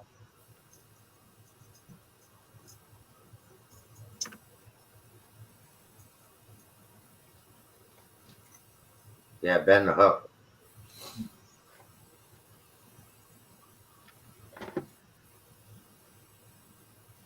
He said 119s. It's what I had. Okay, those are the SE double shelf couplers that I use on my tank cars and stuff. I actually made a set for that CP rail engine. Made a pair of drop shelf type E couplers out of those 119s, and I actually wound up having to cut the trip pins off of those couplers completely. I know you don't. Oh, go ahead. Oh, I was just saying, is that just because it's hitting the point? Well, what it was doing, and it's not just the Ather and Genesis unit that I had this problem with. The Scale Trains engines had this same problem. Did too. The engines are coupled so close together that the trip pins was actually rubbing on the front pilots, and it was starting to kind of scrape up some of the scrape them up a little bit. So I could have just trimmed them back, but I just thought, you know what? I don't use uncouplers or anything, so I just whacked them off right up against the couplers. So you don't have to do that, but I just do it basically for looks and mainly because I don't use magnetic uncouplers. So Okay. Bernard is saying, well, he said he has to head out because he has some stuff to add to the site. I know that I think it was air conditioners. I think he added air conditioners today, which is very neat. That you can add to your oh, that's building. cool. Yeah, but he was saying for Mike there to let him know when you post your video. Okay. Thanks for the awesome modeling. Yeah, I did see that in the chat. I said thanks. So Check out the rural mailbox. Oh yeah, he said he did send out the August one, so always Okay. excited to see.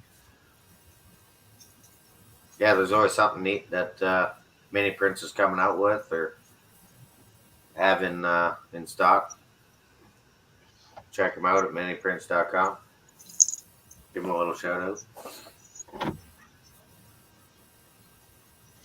And from what I understand, he started out with beavers. Yeah. Correct. Yep. That's a true story. I don't have any. Wait, unless I do, I don't know if I have any of the beavers. But another one of his earliest ones were the Canada goose as well. Put one right here. These were fun to do. I was gonna say they're pretty tough to do, eh? Some of them are.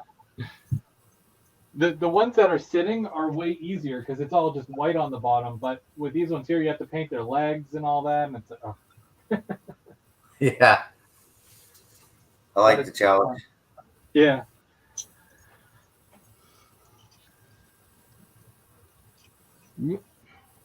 I like to put them in the grass. Makes them look, realistic. Absolutely. American Tim, do you got a height gauge? Like a KD height gauge?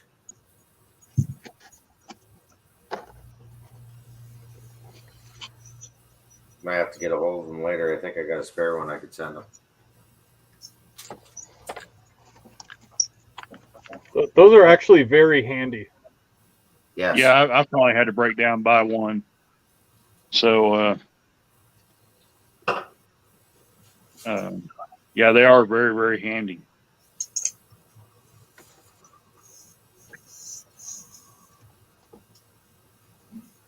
See you, Mini Prince.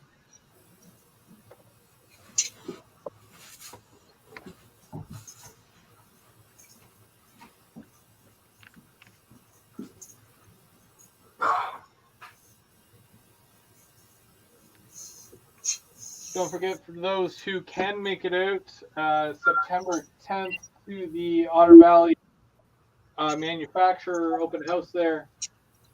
Bernard will be there, and he usually takes his module and he sets up a bunch of his minis for that, so you can take a look at them. And I'm not sure if he will be selling any there, but you can go by and you can meet him.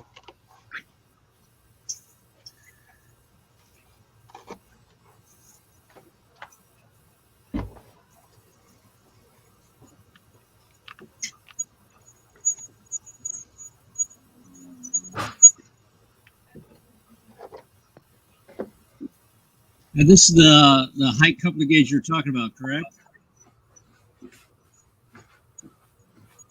Yeah, that's it, I think. Yeah, that's it.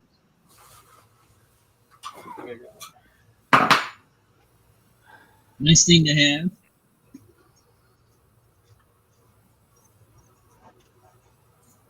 Same thing with the ever so fun and popular NMRA gauge.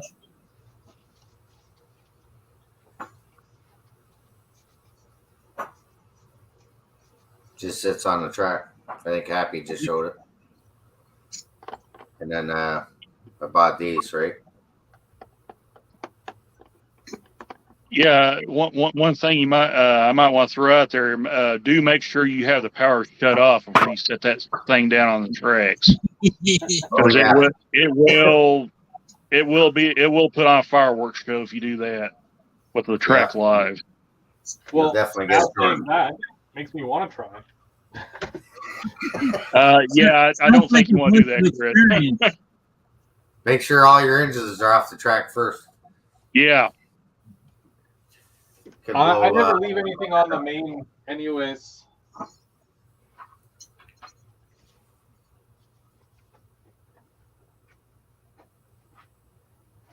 That'd be a show.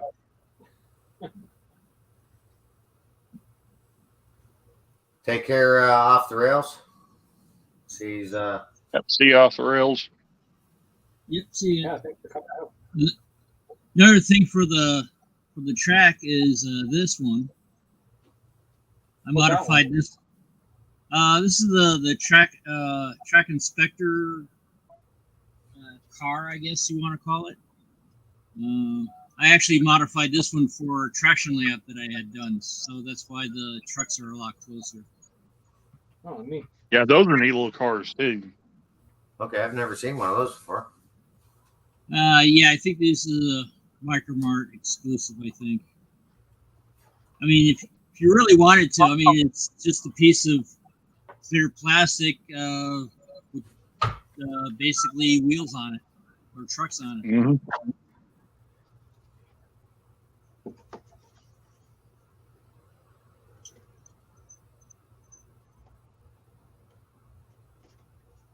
Of course, one car I would sort of like be interested in trying to find out was Walthers used to have it was a I forgot what the name of it was, but it was basically it was a box car that on the inside had a ball bearing that rolled in it, and it was there to test your coupling skills. Okay. I'm not sure if it was a tongue-in-cheek car or not.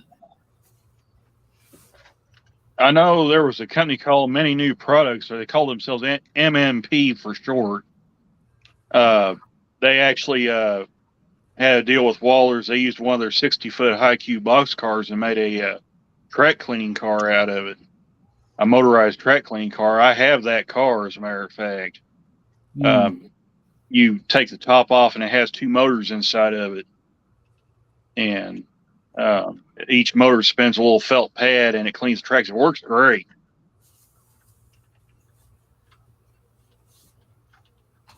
Probably not as expensive as the CMX cleaning car, right? Well, it was up there, Chris. Even back in the day, I think those cars went over $100. Really? Yeah, they were pretty expensive cars. And you're probably talking American too, right? So then.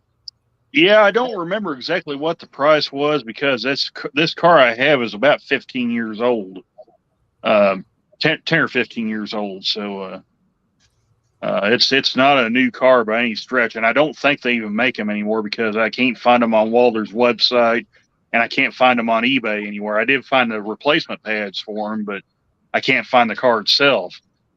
So.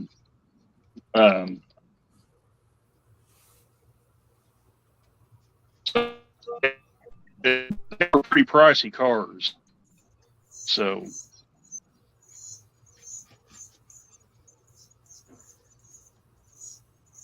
Now, how often do you use the CMX car to clean the tracks? Who's that question for? Anybody that has one. Yeah, I don't have the CMX car.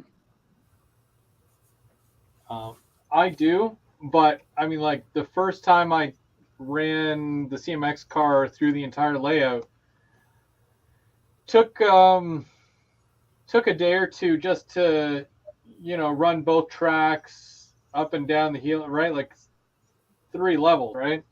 So Yeah.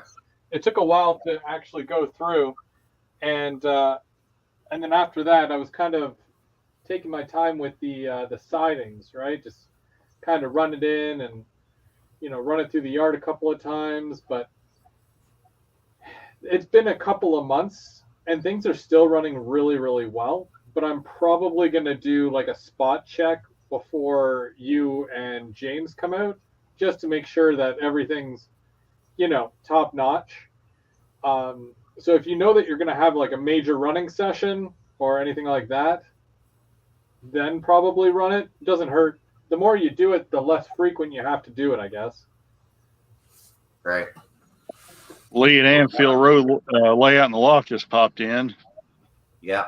And Split Rock said the car with the ball bearing in it was a impact car.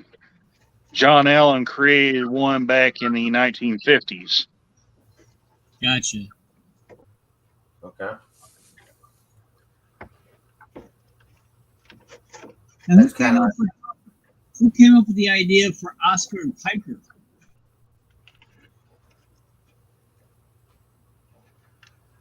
I didn't hear you have it, but I said who came up with the idea for Walter's Oscar and Piper? ooh. Anybody got that one? The thing is, I remember I wound up getting the Ready to Run reissue of those. But I guess from what I understand, the original Oscar and Piper were actually Craftsman kits.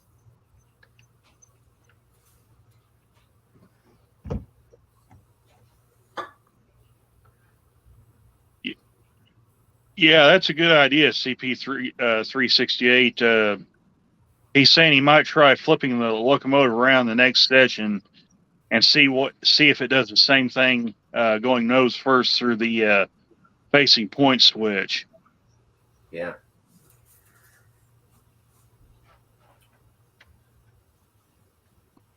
Yeah. Even though my last name is Katie, I have nothing to do with the cover company.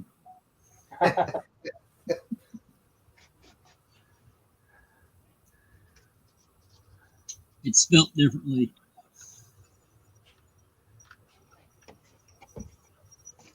Well, I did an experiment with jute for a tree,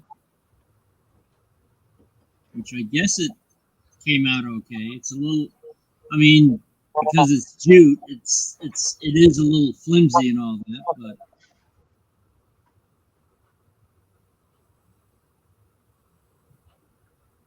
I'll tell you one thing I don't like, and I'm a huge advocate for Woodland Scenics. I love their products, but the trees that they have that are like, it's like a pewter metal, and they come flat, and you have to twist them and whatnot. They are way too heavy.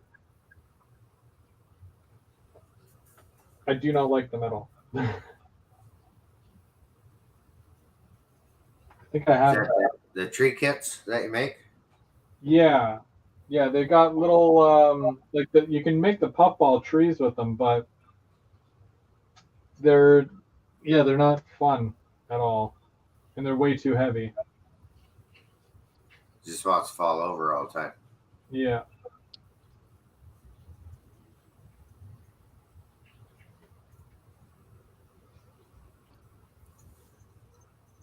Yeah, they're way too top heavy. I think I might have some here somewhere. Yeah, there's a couple in here, like that one there, and that one, like, and then that one there. That one stands up, but it's like, if it falls over, it just sits against the backdrop. Okay. But yeah, I don't like them. They don't work well for what I need, anyways. Yeah, and I think that's why I like the scenic gems, because they look so realistic. Like from the trunk right up to the branches to the tree. Yeah.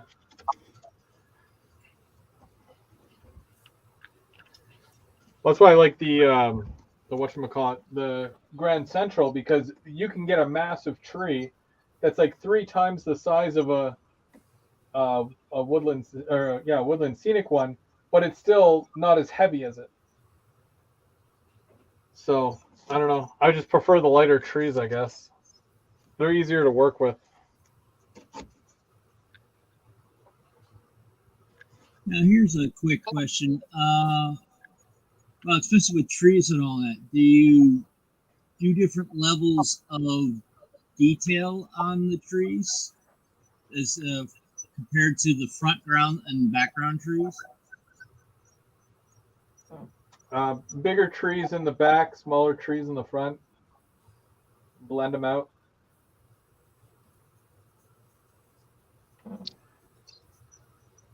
I think that the trees don't really make the scene as much as like the area around the tree. Like if you fill in the base of the tree area a little bit better, then it looks a lot better coming out of the ground. Because when you have a bunch of trees together, you know, it just all looks like, you know, one tree unless they're different colors. But you can always see the front and the base of it. I just think that if you do like an amazing job with that area, it just makes the whole thing more believable.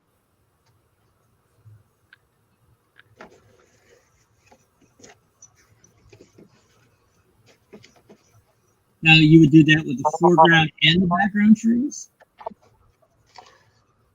Depends on if you're using like a thicker tree. Like if it's like a pine tree where it's thick from top to bottom, usually just the front. But if you're doing like I don't know, just a regular, I guess like I don't know, what's a regular tree? Like a maple or something, where all the tree is up top and you've just got like a lot of trunk exposure, then you want to have more ground detail around the base of the tree there. But with the pine tree, you can't really see around the base of it, so it doesn't matter as much. But there was a guy talking about pine needles, like you know how when the pine needles fall off the tree and they're kind of like that yellowish color and they look like sticks. There's a method to doing that. I don't know what it is. I have to find out. But they were talking about that on Facebook the other day. I want to see if I can replicate that because that would be really nice for a fall layout. Yeah. Yeah, some guys just have the act of doing trees, making them.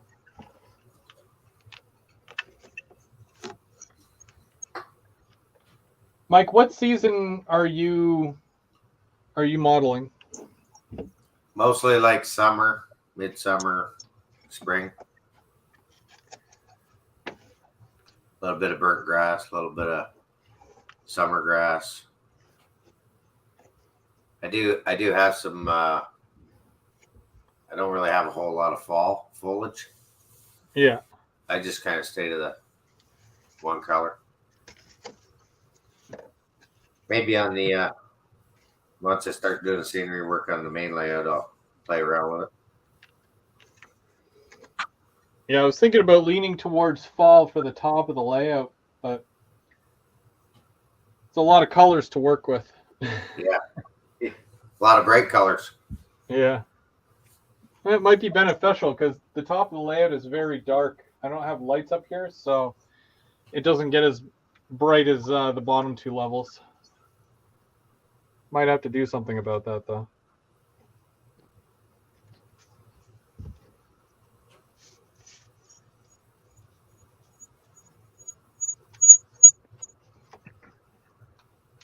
Well, for myself, I'm aiming for like early summer.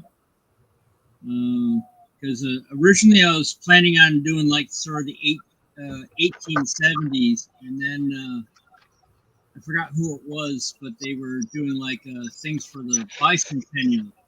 And then I happened to realize, like, wait a minute, the centennial is sort of like right in the middle of what I'm doing. So that's what I'm sort of aiming for, is doing the centennial.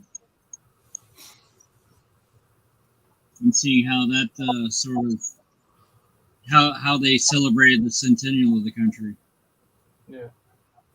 Okay, you did see that comment there, yeah. I was just going to say it there. Sean's saying that he just saw a video the other day where someone was recreating fallen pine needles on the forest floor. So, now, Sean, did you see that on Facebook? Or did you see that on YouTube? if you got a link, throw it up in the chat there. Let us know, because yeah, I'd be really interested to see how that's actually done.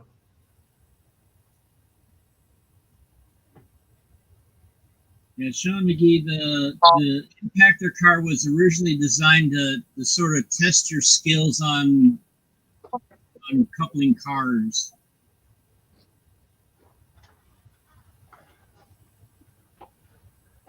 Sean just said that was YouTube, Chris. Oh, okay. Might have to do a search for it then. I'm sure someone's done it.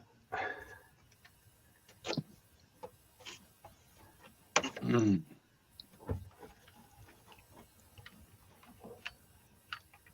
Yeah, fall is definitely the prettiest, especially since the fall, I guess, is Vermont's time to shine and all that, because that's when you get all the leaf peepers to go and go ooh and ah for about 2 weeks. Yeah, I've always found it weird. I mean, like, being in Canada, that's like September, October, and a little bit of November for us, right? Where you'll see the brightest colors, and then everything turns brown. And you know, we're so used to it that we don't really make a stink out of it. Like, oh, you know, it's nice to do things in the fall because of the colors, right? But you know, that's the extent of it, really. Where, yeah, like you said, in Vermont, I guess, what are they called, the leafers or whatever? Leaf peepers. Yeah. Yeah, we're probably not going to get much of a fall here either this fall. Of course, if it keeps raining like it is, that makes the early part of the summer was so brutally hot. It actually killed some of the trees around here, but you know, like I said, we've had some rain, so still yet. So, but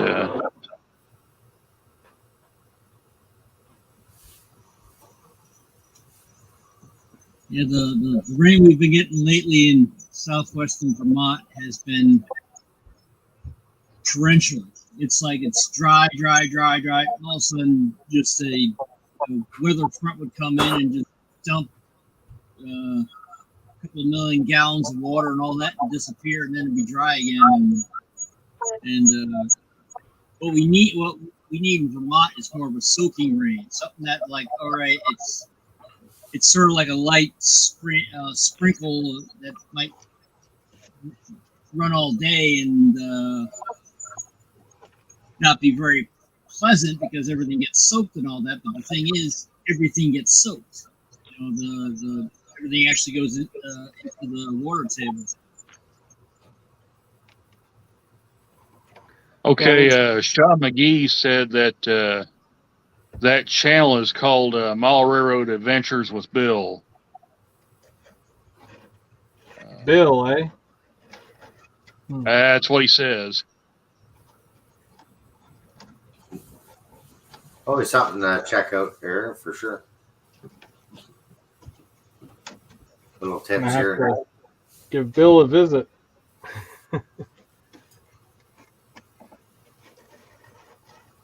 What section of the layout are you working on? The North Bay? This is out towards, I guess, geez, which part would this be? This is, because North Bay is technically the lower one. that Yeah. way. But lower, right? North Bay is lower. Yeah, technically, yeah. Because you can't come up the Helix and then you're at North Bay, and then this technically goes north, but they would consider it west. Okay. So, yeah, this is the west track to, I guess, towards closer to. Oh wait, no, it goes east to Toronto. Yeah, probably east. It's so confusing sometimes because it's like the way you look at it on a map is not the same way that you would read it out loud. I still get mixed up when I'm in Smiths Falls because the track technically runs east and west, or is it north and south? Yeah, it runs north and south, but it's technically a westbound or an eastbound. But for where it's located, it has me all backwards. So Yeah, because it comes up out of Brockville in that way, right? yeah, technically, yeah. Maybe what you should do is when you hook up the small little mileposts and all that, put what direction they're going in on the side. Then all you have to do is just look at the mileposts and know where you are.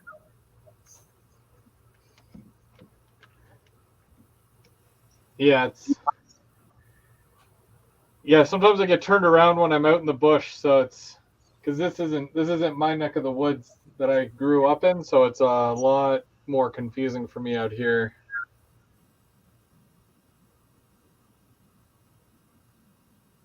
They make it like that. For like 11 years. You missed everything. They make it like that. Yeah. First night. Replay. There was a fire and Sparks were flying.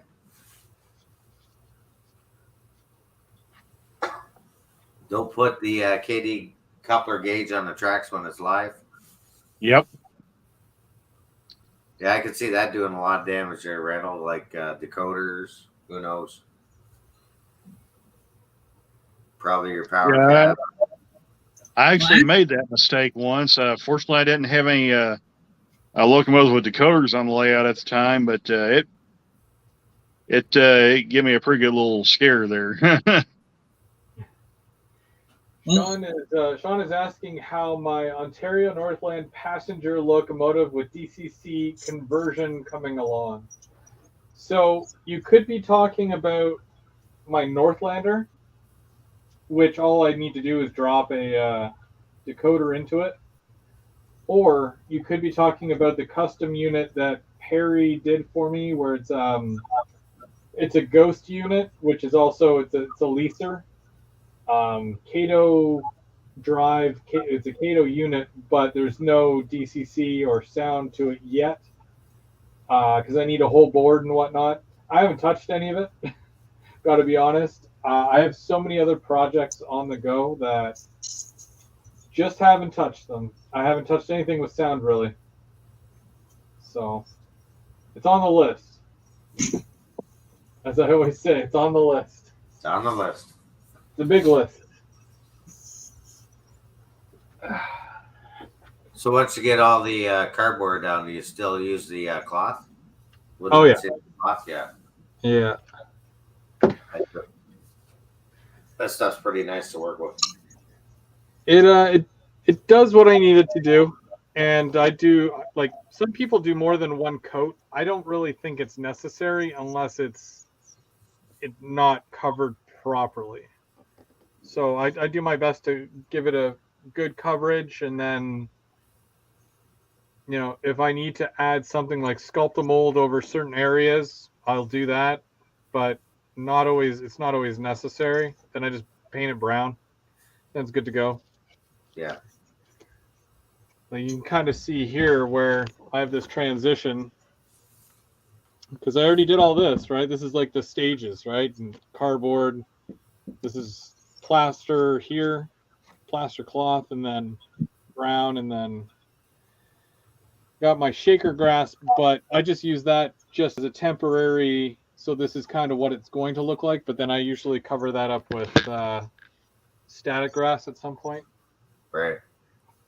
Chris, I think Sean's asking you if that locomotive is a Cato or Cato.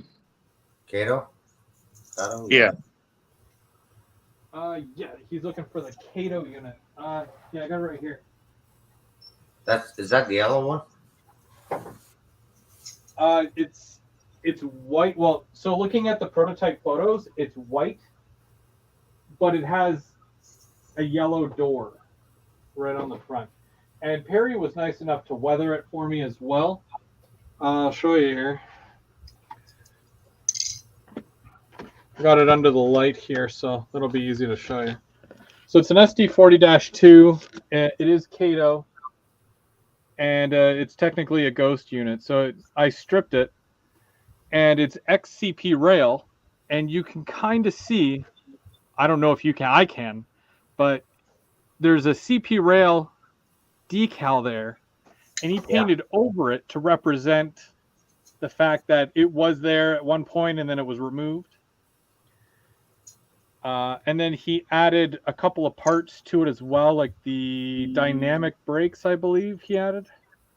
He obviously changed the numbers, and you can see on the front there the door is still yellow.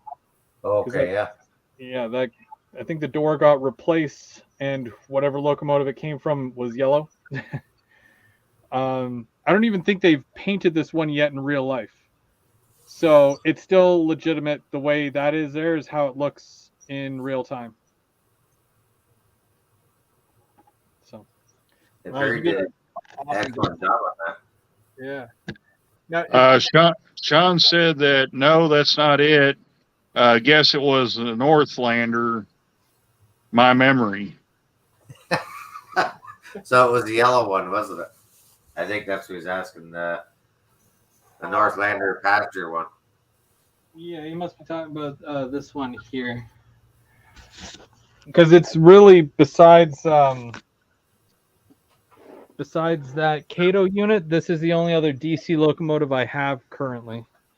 This one here, and it's in North Bay right now. Yeah. Yeah, I need a decoder for it, but I'm not entirely sure what to do because I don't know the trains from overseas. Let me tell you, it's the inside of it is weird, and the way that it's hooked up is there's a board, and the board runs to connectors, and then each passenger car, like the coupler from passenger car to passenger car, conducts a positive and a negative charge. So it goes right from one end all the way to the other end. And then when you flip it in reverse, the red lights go from the front or from the back to the front, and then vice versa, depending on which way you're going. So I need to. Oh, wow. I think we just lost Chris. Uh-oh. I was gonna say something just happened. He popped out, or somebody popped out, but he's got to pop back in because live's still going. I was gonna say, isn't he in charge? Yeah, that's what I mean. It'll keep running until he stops the live. I had that happen to me, I think, 3 weeks ago when I was doing a live. My computer battery died. I had to plug it in, and the live was still going, and the guys were still chatting. So they didn't know you were gone? Oh yeah, they knew I was gone, but like Bubs 0331 said, hey, it's gonna keep going until you actually shut down the live. Huh. I know when one of my live streams, I use Zoom, and apparently Zoom, when it stops broadcasting and all that, it does end the live stream. Okay. Because what had happened is that the power went out, but the thing is, I'm on a laptop, so the laptop's still going. But the thing is that the modem that connects to the World Wide Web, that wasn't on a UPS, so that it wound up being killed off real quick. Yeah. I don't know why my thing is being nutty. Yeah, you're back on now. Yeah. I just shut the browser and then reopened it, but yeah, I was being nutty. I think it might be the USB connection. I don't know. It keeps giving me a pop-up saying that it's lost connection to the microphone or that it's lost connection to the camera, which are two separate things, but who knows? Yeah. Time for an upgrade. And CP368 just switched the couplers around? Now he's going to do a test, see if that works or not. So hopefully that works. I just try and stay to the 158s.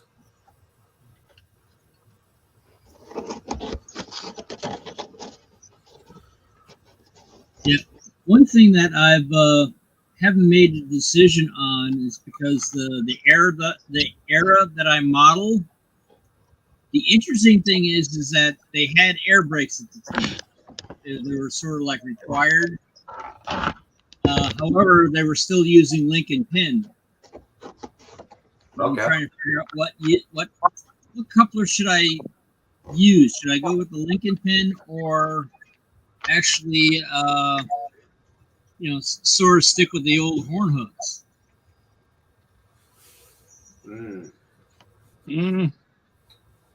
That's a good question. Yeah. Because then you got to change everything.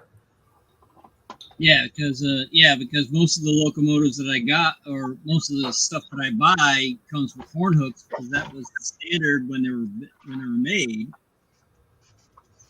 and it is a precursor to sort of the knuckle coupler.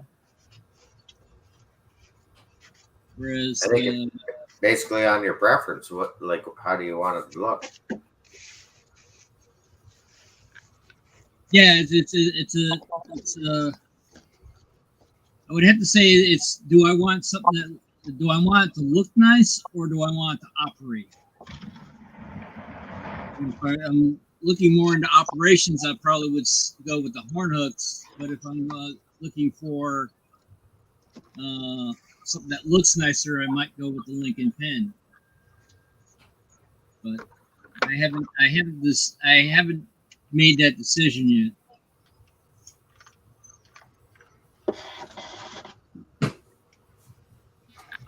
But you'd have to make all those, right? You can't go out and buy those. Link and pin? Yeah. There are some manufacturers that are out there. There is, really? Huh. Yes. One of the groups that I was introduced to, Andy Epstein, that hangs out with Humanity Junction, or Heath. He's with the Civil War model train group, and they talk about a lot of the stuff of that era. Of course, the stuff that I do, what they do, which would be a new locomotive, it would be an old locomotive in my era. And you're doing the 60s, right? 1870s. 1870s. Yes. Yeah. Yeah, it was a transition time between they still had the link and pin, but they did have air brakes.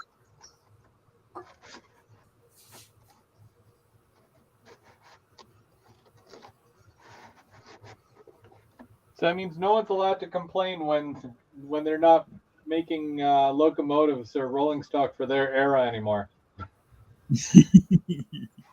Yeah.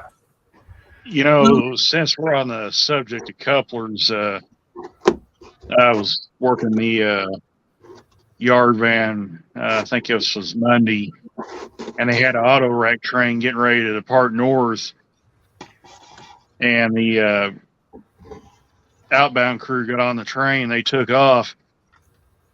They made it just past the depot and busted a knuckle right behind the rear lead motor and the first car of the train. Ow. And they not only did they get that knuckle, but they also got one from 4 cars from the rear DPU. So they actually broke it in 2 spots.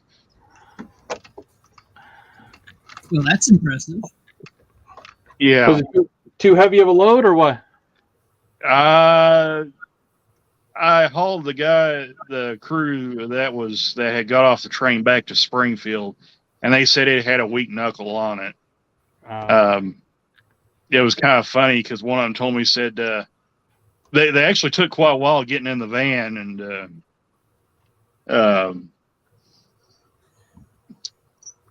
he said that they wanted to watch these guys take off because he said He said he just knew they was going to get a knuckle the minute they leave. Sure enough, he said they opened the throttle up and said they just went boom.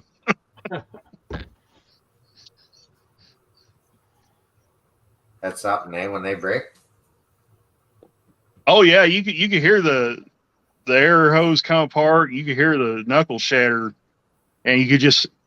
I knew something was up because it almost acted like they stopped, and then they kind of jolted forward again, and that was when the knuckle broke on it.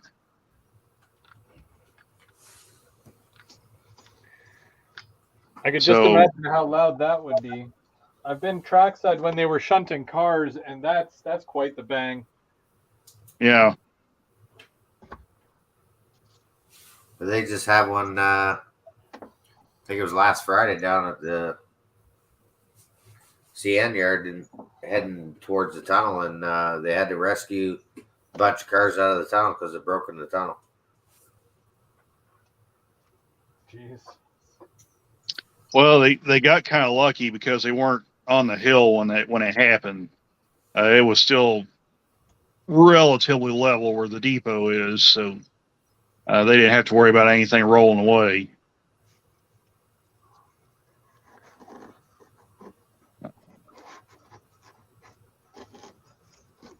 Yeah, I had a friend, an old friend of mine. He wound up working for the Delaware and Hudson, and there was this one time he was on this one train, and they're heading from Canada. This I want to say is in the 90s, and he turned her, and I guess they went over a detection unit, and of course it came up saying that, hey, there's a problem at such and such car for a hot box. So they stopped the train and they got the crayons out to find out which one was overheating, and didn't find any. So as procedure, they went half speed and kept on going. Went over the next detector. It said that, hey, we got a hot box at such and such a car.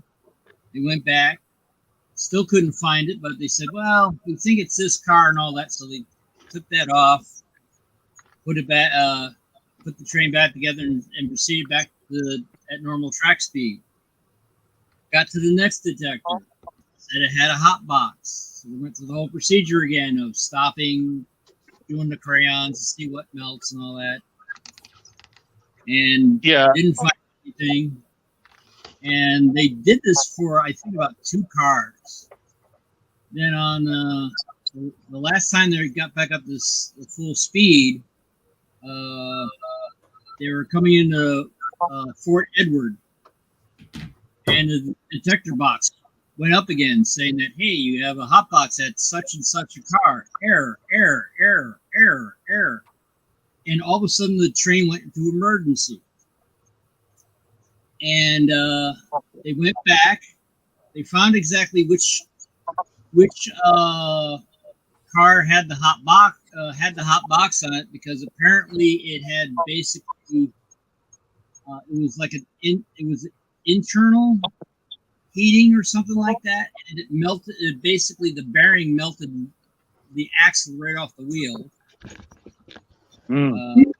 But the thing is, they believe that what had happened is that it was so far back by the time they got to it, and since it was an internal friction, that it had cooled off enough where the crayons weren't melting. And of course, this particular detector where the thing when it wound up derailing, because, well, when you're missing the out of your axle, the trains doesn't really stay on the track anymore. It was at the beginning of a yard throat, so the entire railroad, from what I understand, was closed down for a couple of days because they couldn't go anywhere. Yeah, it was the same way at there. Happy the auto rack train that was headed north. Almost 2/3 of that train was, well, probably I would say right at 2/3 of that train was sitting on single track, because if you're going down Highway 63 towards Mammoth Spring, you'll cross the bridge almost right over the south switch of what is technically track 2. So it actually reverts back to single track just under that bridge. So when that broke that knuckle, nothing could come south, nothing could come north. It basically had the whole railroad blocked. Yeah, I think at that location, I want to say it wasn't single track, but the thing is, the way the car when the cars derailed, of course they crossed over the second track, so that's how come that was blocked off. Yeah, Sean. They're referred to as DPs where I work, but yeah, CP's right. The pushers are man helpers, and distributed power are the remote control locomotives. So.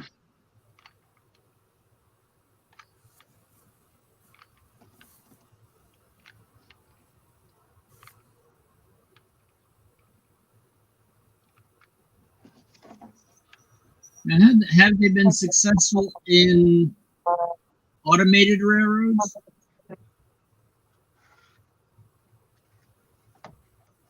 Say again. Have they been successful with fully automated railroads? No, they're not.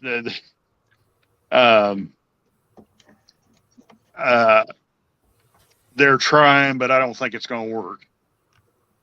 They're wanting to get down to one-man crews as it is right now, and I don't think that's going to fly either. You would think that would be a safety concern. Well, that's what they're saying, and in fact, I read somewhere New York actually passed a law where trains had to have a minimum of two-man crews on trains, regardless of what they're hauling. Like, to me, that makes sense. But any way they can save money, right? Yeah.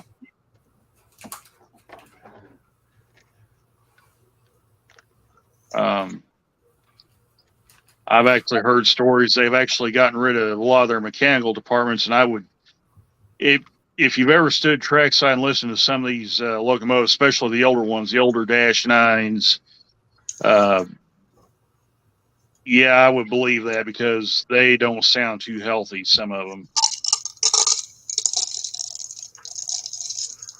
And in fact, I saw a loaded coal train go through, and the rear AC 4400 was actually back when it went by. So it wasn't a full-on inferno, but you could tell something was up because normally smoke's not supposed to glow like that. So and you could see kind of a little flame shoot out, and I kind of radioed the crew. I said, you might want to check that rear DP. I think you might have one that's kind of spitting a little fire out of the stack. So, a couple of piston rings. Some piston rings coming apart.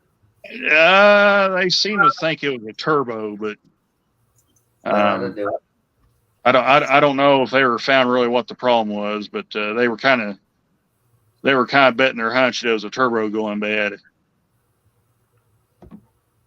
That must have been something to see, though. Yeah, that was a little interesting.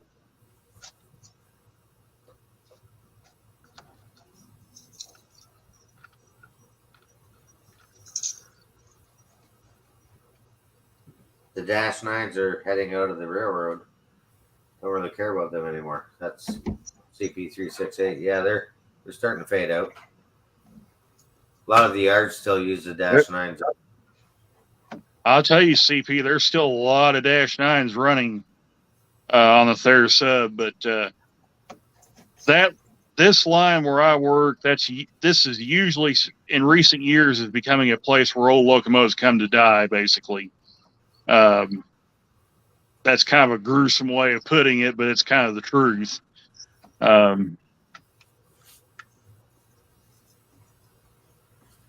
We had a company here in town just bought a GP9 and the slug off of CN, and I think they're going to refurbish it.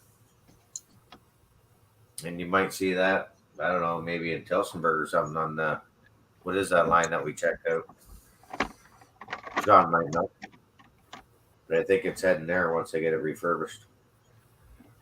Did you say the Yeah, Chalk River? you got it, CP. That's why they call them toasters.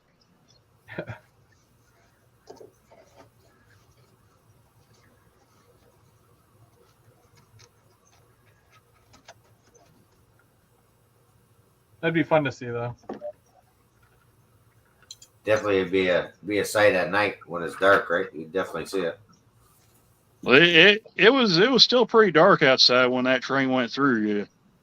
You basically had the lights of the yard lighting up the train, but yeah, when it went by, you could tell something wasn't quite right.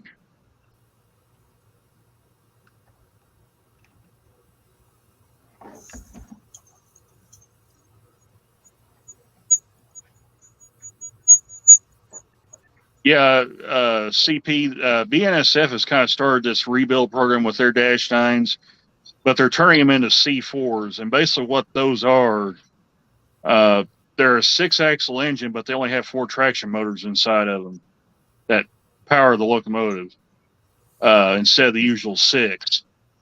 And basically how you can tell the difference, if you look at the truck side frames, they'll have an extra set of cylinders. And what it'll do, when the engine starts to pull, it'll open those cylinders up and lift the center axle up off the rails just ever so slightly, and put all of its weight on the drive axles. The crews I've talked to about those engines, they're not particularly fond of them. Slow speed.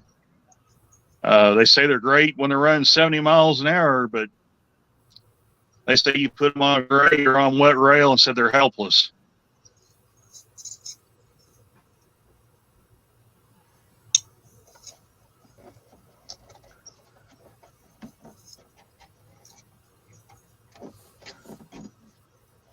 Well, that's what a lot of companies are. They're like, was it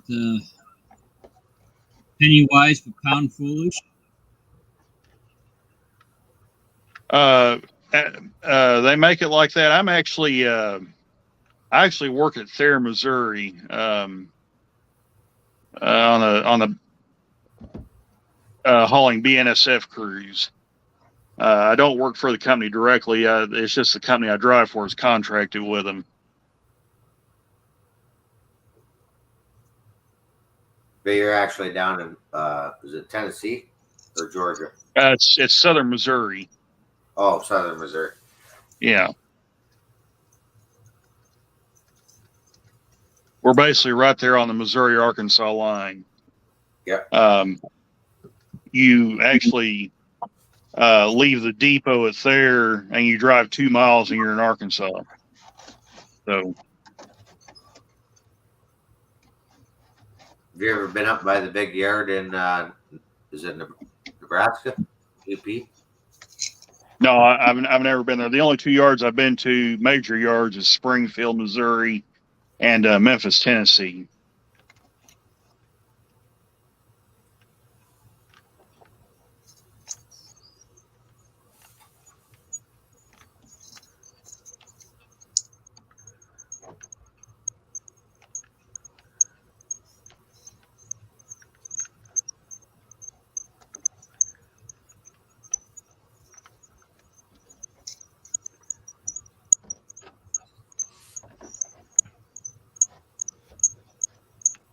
Squeaky wheel.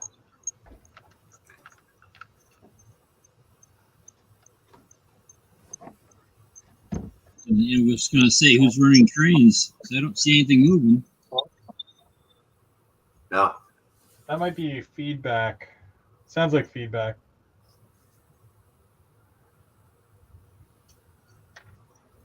It's gone now.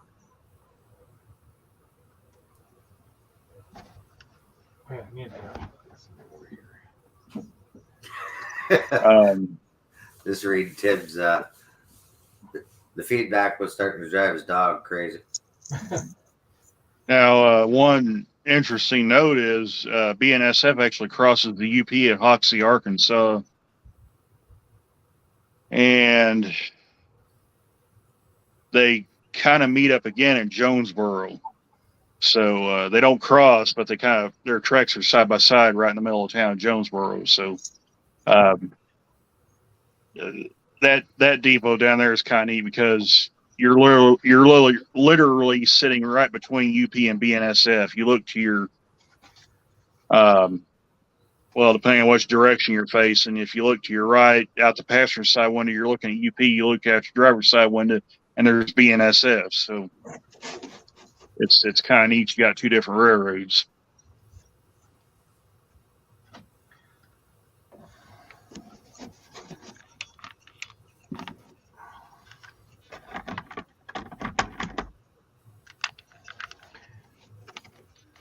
There's not that many places where you got usually you have multiple railroads in the same spot. There was I remember as far as CSX now, but there used to be it was like a triple crossover. One railroad was on at grade, and the other one there was was at like a 45-degree angle going one direction, and then a third railroad was even higher up that crossed at the other 45-degree angle. I think it was if I remember correctly, the crossing this particular crossing was, I almost want to say L&N, Seaboard Coast, and C&O. I guess it was a very famous picture because once a year they would, for their calendars or something like that, they would do a photo op at this particular location.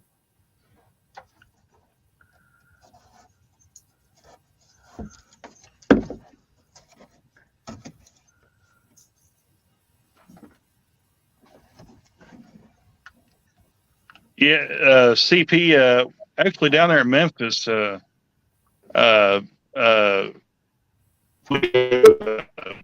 course, BNSF interchanges with. I think CSX is down there, Union Pacific, and I think one of the guys told me RJ Corman's down there too. So, I've never seen their trains down there, but I've had a couple of BNSF crews tell me that RJ Corman, they interchange with them down there. So there's at least 4 railroads I know of that's kind of interconnected right there. And Canadian National, I forgot about them too. So that's actually 5 because they use the ex-Illinois Central tracks down there.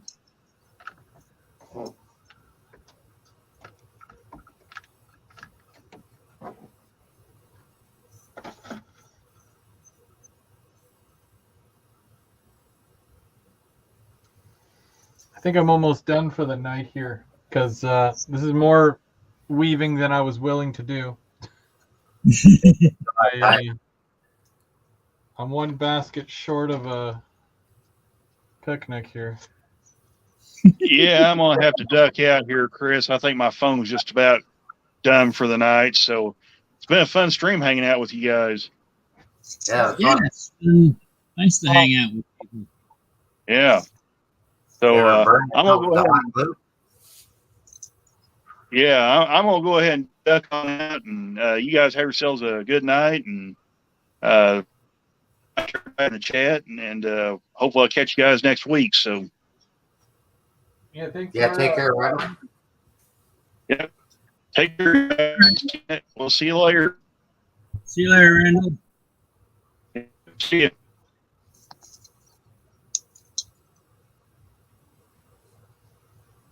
Yeah, we'll have to wrap it up soon. I think this is probably the longest that I've done in a while, from 8 till, I guess, 11 if I wrap it at 11. Oh wow, it's almost 11 Yeah. Time flies when you're. when you're having fun. That's right.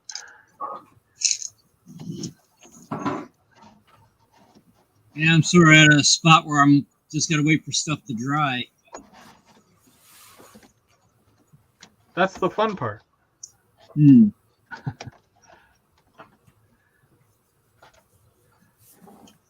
Got a few pieces here left that I'm just kind of filling in some of these areas that there's a little bit too much space in between. And I don't like having larger holes in between my weaves here, so I just, where will this go?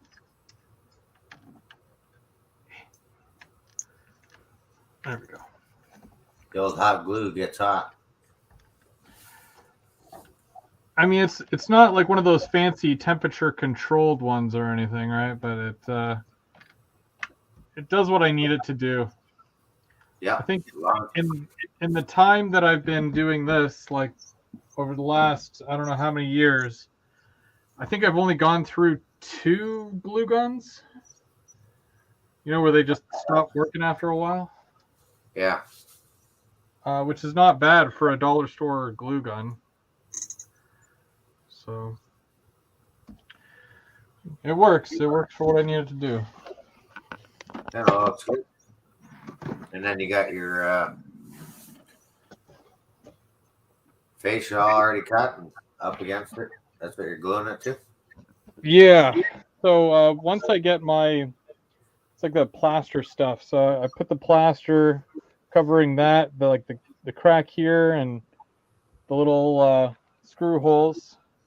I had to jig a piece into here. You can kind of see it, you know. And then I've got my Walther's switch machine button already in here, but I can pop it out of the back, like I have access to it. And then yeah, I have to fill right along here as well with the stuff. And this corner here, right where the water is going to go, like you can see that there's a little bit of a gap there. It didn't go right up against it as much as I would have liked it to. So I got to fill this in with some foam here. These are just little placeholders, but Yeah. I have to put a piece here, and then I'll be able to cap this entire end. And then you can see along here, I've been filling this in with foam, and I cut it down like to go with the Okay. Yeah. yeah. So then I just got to put some plaster over this just to kind of make it look a little bit better. I added a road. Well, the second part of the road, anyways, because I had the road come up to here, so then I had to put the other side of the road, and that goes right up to the fascia. But I And have that's to that fill that in. core foam board. Yeah, foam core, yeah. Yeah. Super inexpensive, and then all I got to do is this middle piece here. I don't know what I'll probably put like maybe some whatever it's called, styrene in there. But the trains go through there no problem. So, and then I Nice. just got to continue it around, and that's basically it for this side. Except for I was gonna put the ballast in on this side here for the road, but I'll save that for another day. And I really want to get this all done here, but I can't do that and get that water poured until everything else in this area here is done, right? But Yeah, it's looking good. it's it is what it is. When you see your own work, it's really hard to say, wow, that looks good or that looks amazing. You just kind of do it, and then you're just like, let other people tell you what they think. John's asking if there's any other guys coming OVR in September from Ottawa. Whoever can make it. I know you are, right? You're coming. Yeah, I'm going. I think James is going.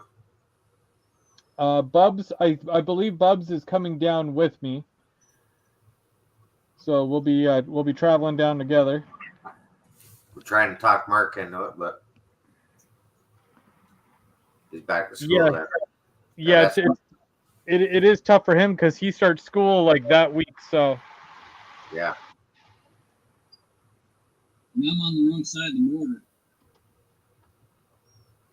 You just got to get your passport happy and drive across. But you're what, down by Maine or something? Vermont, which is basically, if you know where Massachusetts is and New York, I'm sort of like in that corner. So you got a fair drive to do if you did that. Yeah, It'd be a day drive. well, at least. for us, it's at least what 6 or 7 hours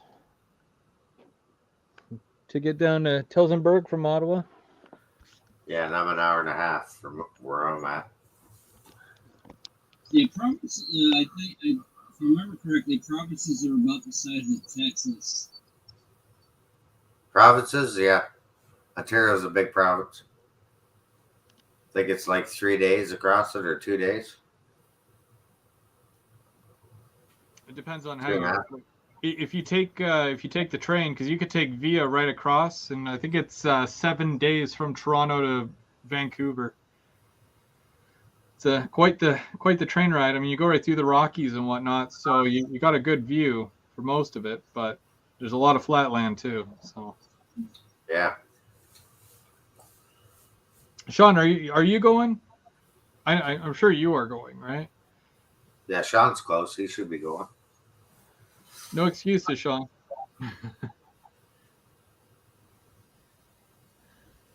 We'll see if we can get Mark to come, but I don't know if he'll be able to make it, unfortunately. And work is too demanding. I have that week off, so works for me. But If I remember correctly, if I head straight north, it's 3 hours to the Canadian border. 3 hours to the Canadian border for you?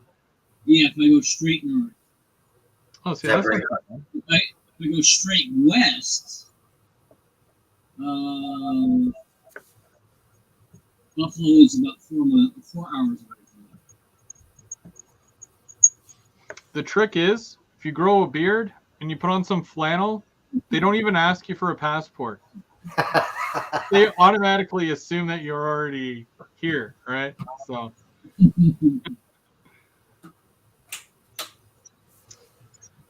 Well, the thing is, if I bring up maple syrup, they might get suspicious because it's from Vermont and not Canada. It's like it's maple syrup. that, or if you start waving bacon around, might come across as shady. We don't normally wave bacon. Well, Dave does, but we don't. So, but yeah. So we'll recap just so we can finish it off on a high note there. So next week, no GVO After Dark. I'm not even sure if the keeping track will be ready, but if I get it done, then it's something for you to look forward to. But we've got Tim from They Make It Like That. He'll be doing a live next week. I'm pretty sure he said something about that. And then in 2 weeks, so September 1st, we've got Dave Co.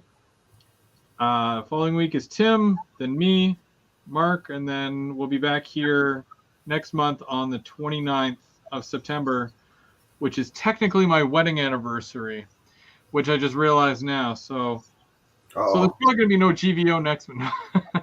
I don't know. Either that or my wife will kill me for scheduling a keeping track and a GVO After Dark on our anniversary. So that'll probably be the last one. And yeah. And then we'll see you guys September 10th at Otter Valley in Tilsonburg. If you can make it, you know. Mark will be there. You know what? I don't even know if Tim can make it. I didn't ask Tim. I don't know if I told Tim. We asked Tim in the chat, and he had the same issue. It's his anniversary. Uh-oh. So he said if he went there, somebody better have a doghouse. We can build one. HO scale. Yeah, HO scale. He could stay here, whatever, but it's a long ways from home. He can sleep under my layout. There's lots of headroom. So but yeah, so other than that, yeah, that was Third Rail Thursday. Big thank you to everybody who jumped up here. Obviously, Randall, he had to run, but Edward, Happy Valley Hobbies, go check out his channel and go subscribe. Trackside Mike, TSM, go check out his channel, go subscribe. I think most of you guys do follow these two gentlemen as well, but if you don't, you're missing out. So go check them out, go watch their videos. Don't forget to like and subscribe. And for myself, I'll probably be back on Sunday because I do the Sunday brunch build. So I'll probably work on some weathering or something this Sunday, and keep it going, keep the ball rolling, and keep the hobby going. So, did you guys have anything else before we sign off here? Nope. Just thanks for bringing us up. Great show as always. And we'll see you Sunday once I get back from Ottawa. So is it no that oh yeah, that's this week, but then you're coming out again the following Sunday, right? 2 weeks from that. Yeah. 2 weeks. And then we'll see you in person. Then you can run a train. Not just for looking at, you know. But yeah, I'm looking forward to that as well. So but thank you so much, everybody. Thank you for everybody in the chat and everybody who popped up here today. And we'll see you real soon.